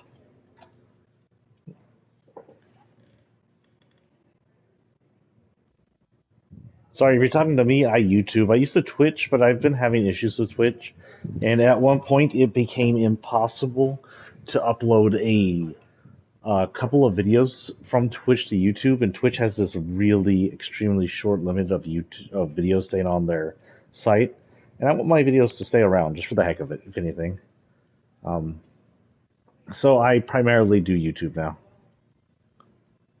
And if you're talking to the person who said, follow me, yes, I'm wondering too, as I got distracted. Okay, anyway, so here's the areas we have this season that might be changed. We have Underworld. It may have the Megalodon's shark over there. We don't know how that will change anything. We have Grim's Gate. That could be in the way of the blast or whatever happens. Pleasant Piazza, if it's like Pleasant from original, it'll last through a lot of things. But since this is the third of 4 seasons a chapter, anything could happen, really. We got our little airplane place over here. It's kind of been just like forgotten. I'm not sure what this is, a building? Probably just a building. We got Sandy Steps, which was Sunny Steps originally, when it got taken over by the Wasteland. The Wasteland added a lot of beach to the island. If they're going to split the beach in two, it'll probably go through here and go through Red Light and Rig or in between it. If he does it from here, he'll be shooting up. And there's nothing vital he goes through. Straight up, just kind of splits everything in two. Weird. We have Riddle Beachhead, of course, but this will be mobile when it's finished, likely. We have what's her name's little RV. We have what used to be the Heart Island, but is now the Jump. And the old Love Shacks that are now the garage. There's a chance these will be abandoned once the Wastelanders move out, or whatever happens if the island isn't just completely changed. Red Light and Rig, of course, once this is mobile, we won't need this anymore, so this will either go or it'll be abandoned. Most of this area over here is mostly abandoned. There's Battleground. I don't know if anybody's there right now. I don't think anybody's there. And Mount Olympus is where Artemis is staying. Statue still stands. Now, the statue, when it was moving, had some cracked arms, but I looked the other day and it doesn't look like it's cracked arms anymore. Nitrodome, I wouldn't be surprised if that stays. It's a pretty decent area, but it is almost center of the island. Wait, this may hit the 0 point. You're right. If they go straight down the island, it's going to go through the center lake. And if the 0 point is anywhere, it's here. And this is starting to look a lot like Loot Lake here with the rivers. The river up and the river over this way. Looks very Loot Lake-ish to me, like OG Loot Lake. So yeah, he could hit something here, and this could uncover the 0 point and do something. But if you shoot the 0 point, I'm not sure what will happen. And it's one season too early for a complete map change.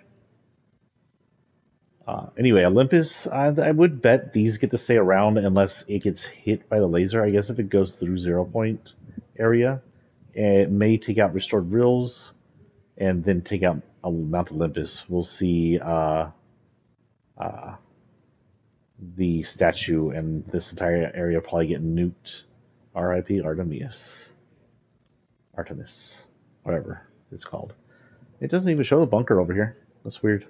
This is where the bunker will be, and the glacier, I wouldn't be surprised unless the glacier is just completely wrecked by whatever happens at the event. It melts further. Grand Glacier and the motel still up here. I doubt those are going away. Reckless Railways is here. It's a fairly big POI, and it's fairly center of the map. It's not really in the path of a way down this way. If it goes this way through the center, it might be in the way. It could get blasted. This is assuming the gun is going to happen. I'm just assuming guns. We have the random ass power fans over here. Wind turbines. The Island of Oldness has some old stuff in it. The factory, the base, the like scientific base. I don't know if anything will happen to any of those. Oh, speaking of base, is that still here? That is still here. Look, this one's been here through like all the chapters. We always thought this was maybe next IO base or something. It looks like a government facility from the old days.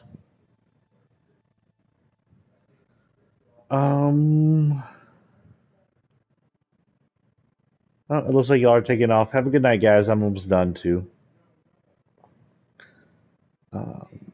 We got Classy Courts. I wouldn't be surprised if Classy Courts goes, honestly. It is a good spot with lots of loot, and I love landing there, and that's probably why they'll take it from us. Got this little pier thing right here, and it's an okay place to land, but not a lot of stuff there. Just to be like land out of the way. We do have the island with some more OG stuff. He's a YouTuber. Okay, thank you. We got a lavish layer. My YouTube's still running, yeah. That could go. It's been since season 1 that this hasn't been moved, but I wouldn't be surprised if that gets left. Just kind of out of the way. Rebel's Roost is another one I wouldn't be surprised is left. Another pier with the guy. Oh. I mean, if he deserves them, he deserves them. That's pretty cool. That's all I see. I kind of really miss going on the playground maps. If y'all are played before, y'all know that the original creative would allow you to go on the full entire map. And back when I used to stream finales and intros, we go on the map and look at the old stuff that might change like I just did on map. And we would go possibly on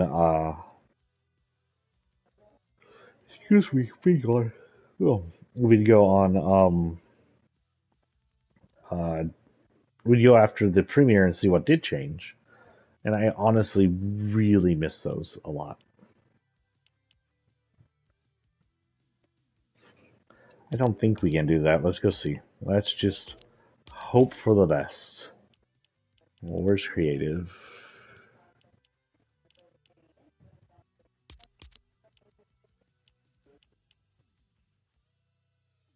Look, it saved the world. Lego Fort. What? Wait. What's going on there? Why is there a battle bus? I haven't played Lego Fortnite. Of all of these, this is the one I haven't actually touched too much. Touched it like once. We're gonna go see something. I'm not gonna hold my breath, but you never know.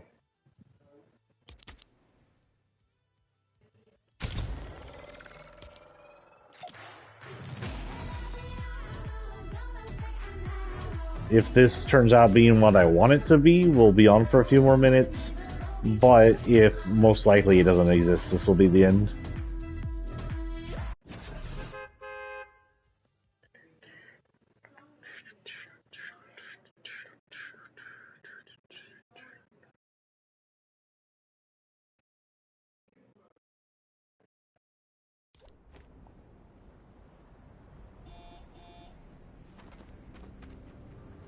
I know how to do creative islands, but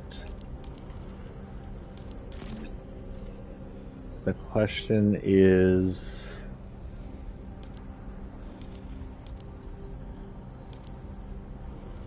were you not the one I friended earlier? I think I did friend you. I think you accepted, wasn't that you? No, stop.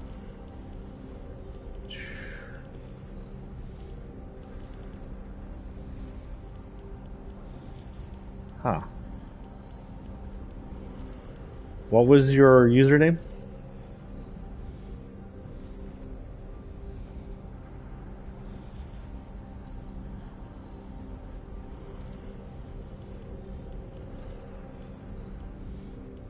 Yeah, unfortunately, I wasn't done looking at that. Forsaken Quinn. Okay, let me write that down real quick.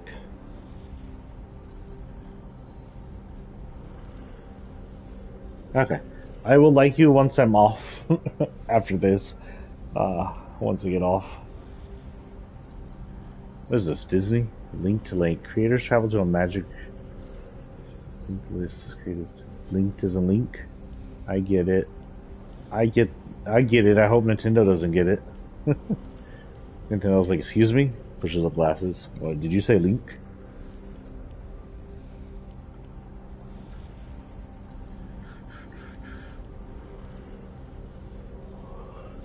Excuse me. Yeah, it doesn't look like we can do the entire island. Which really sucks. There was a time where we could see the entire island, and it doesn't exist anymore. I'm gonna do one last thing just to try. And during streams, it was really fun to get in there and be able to zoom around the entire island. And they even updated it for season 4, chapter 4. No, because I can't do what I want in creative. I literally just said no. Okay. Search.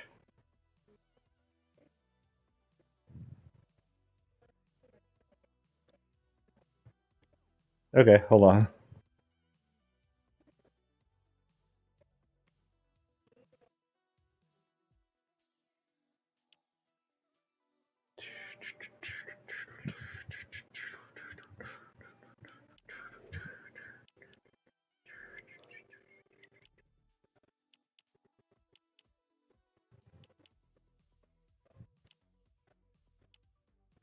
What is this?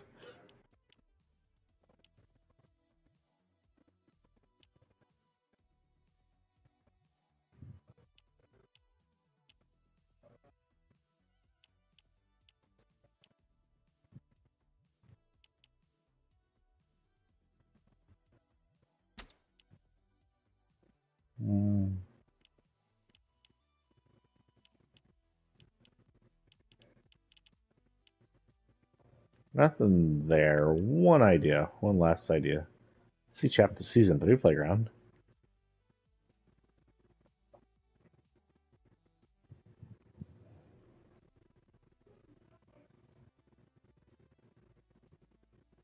But when it says season 3, it means OG season 3, right? That looks like it. Yeah, it's not the season 3.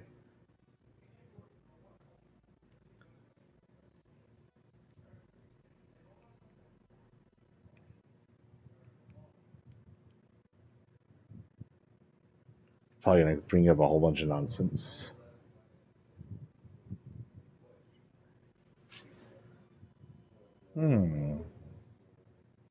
That's not current chapter 5, though.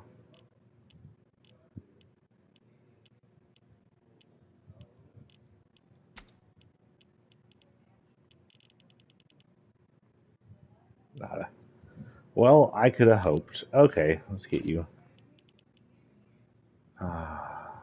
Wait, where did my notes in my thing go again? Okay, well, maybe it's on YouTube.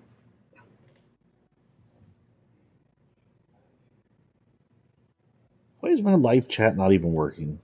I'm sorry, can you give me your name one more time? So I can look it up? My live chat on my YouTube is just not working. I can only see it on my PlayStation.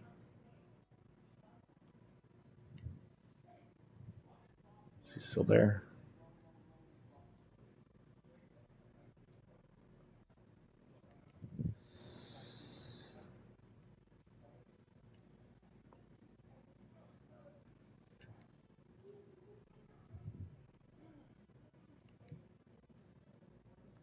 Is that correct? Is that you?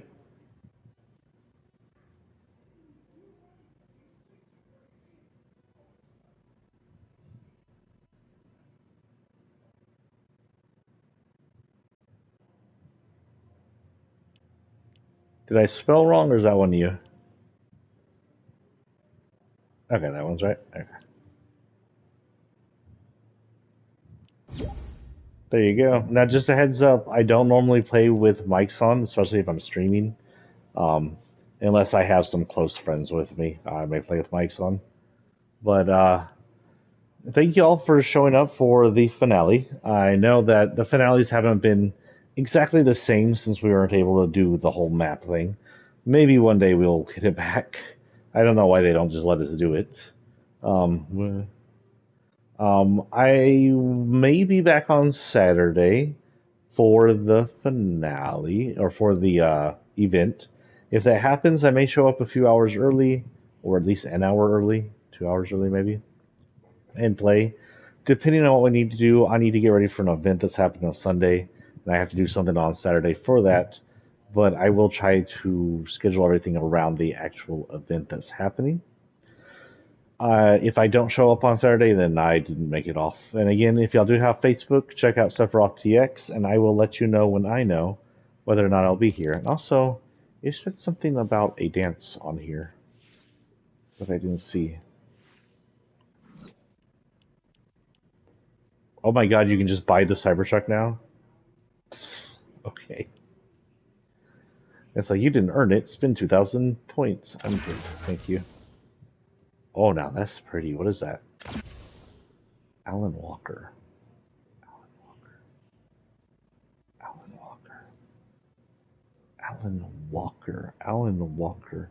Who the hell is Alan Walker? Oh.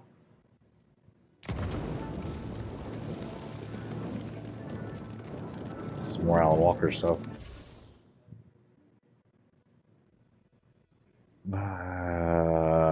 Someone big, I don't know.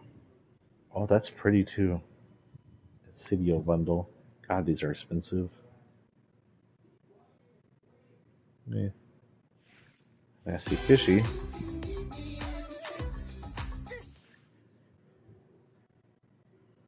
So, in case you didn't know, just a little Easter egg-ish thing.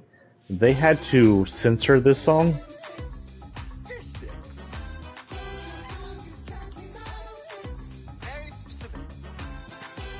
Listen, right here. So where they said rhythm in my mix, in the original Fish Sticks was originally released, it said we can do it in the mix, and then it said not my Fish Sticks mix. So, is this what it was showing? Third party, of course. Interesting dance, but I'll have to listen to the song first. I don't know what it is. Was that sign language?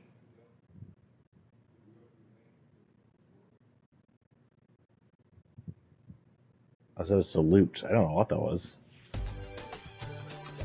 Oh, that's an older one right there. Cute. There's an older one. Hello, Miss Ramirez. Here. Butt cheeks.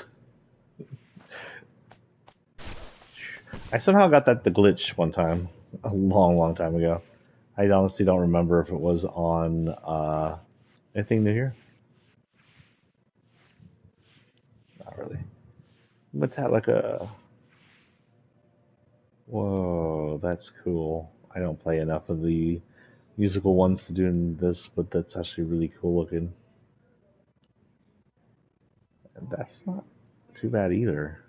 Circuit breaker. It's inventive. I like that. These are cool. Oh. What is this? Is this Lego? This won't be Lego.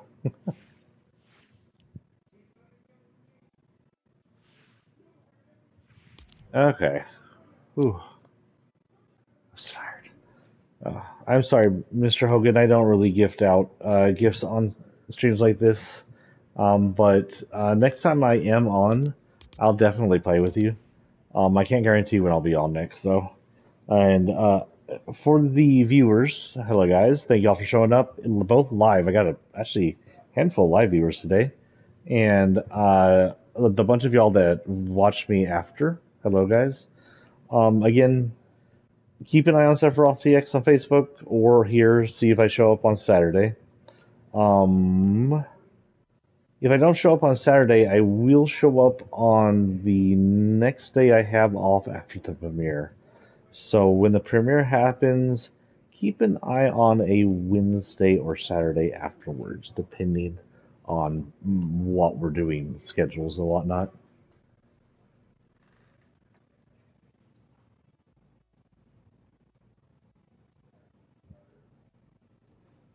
The heck?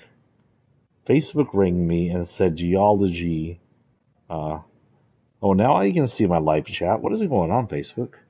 I'm not Facebook, YouTube. Anyway, yeah, I think when next season starts on the Pirates game on Skull and Bones, if I'm still into it and I like how they redo seasons, this is my first season crossover with them, I may stream with you guys for at least an hour of Skull and Bones. So honestly, as I've been playing it, I can sit down for a few hours of Skull and Bones. But alas, it is past midnight. I do need to eventually get to bed, so I'm going to take off for the night. Thank y'all for showing up. It was fun. And we'll get more gaming in next time I stream Fortnite for the premiere. I always game a lot more during the premieres because we like to earn some of the battle pass. Peace out, guys. Oh God, I'll remember how to turn off the stream. There it is.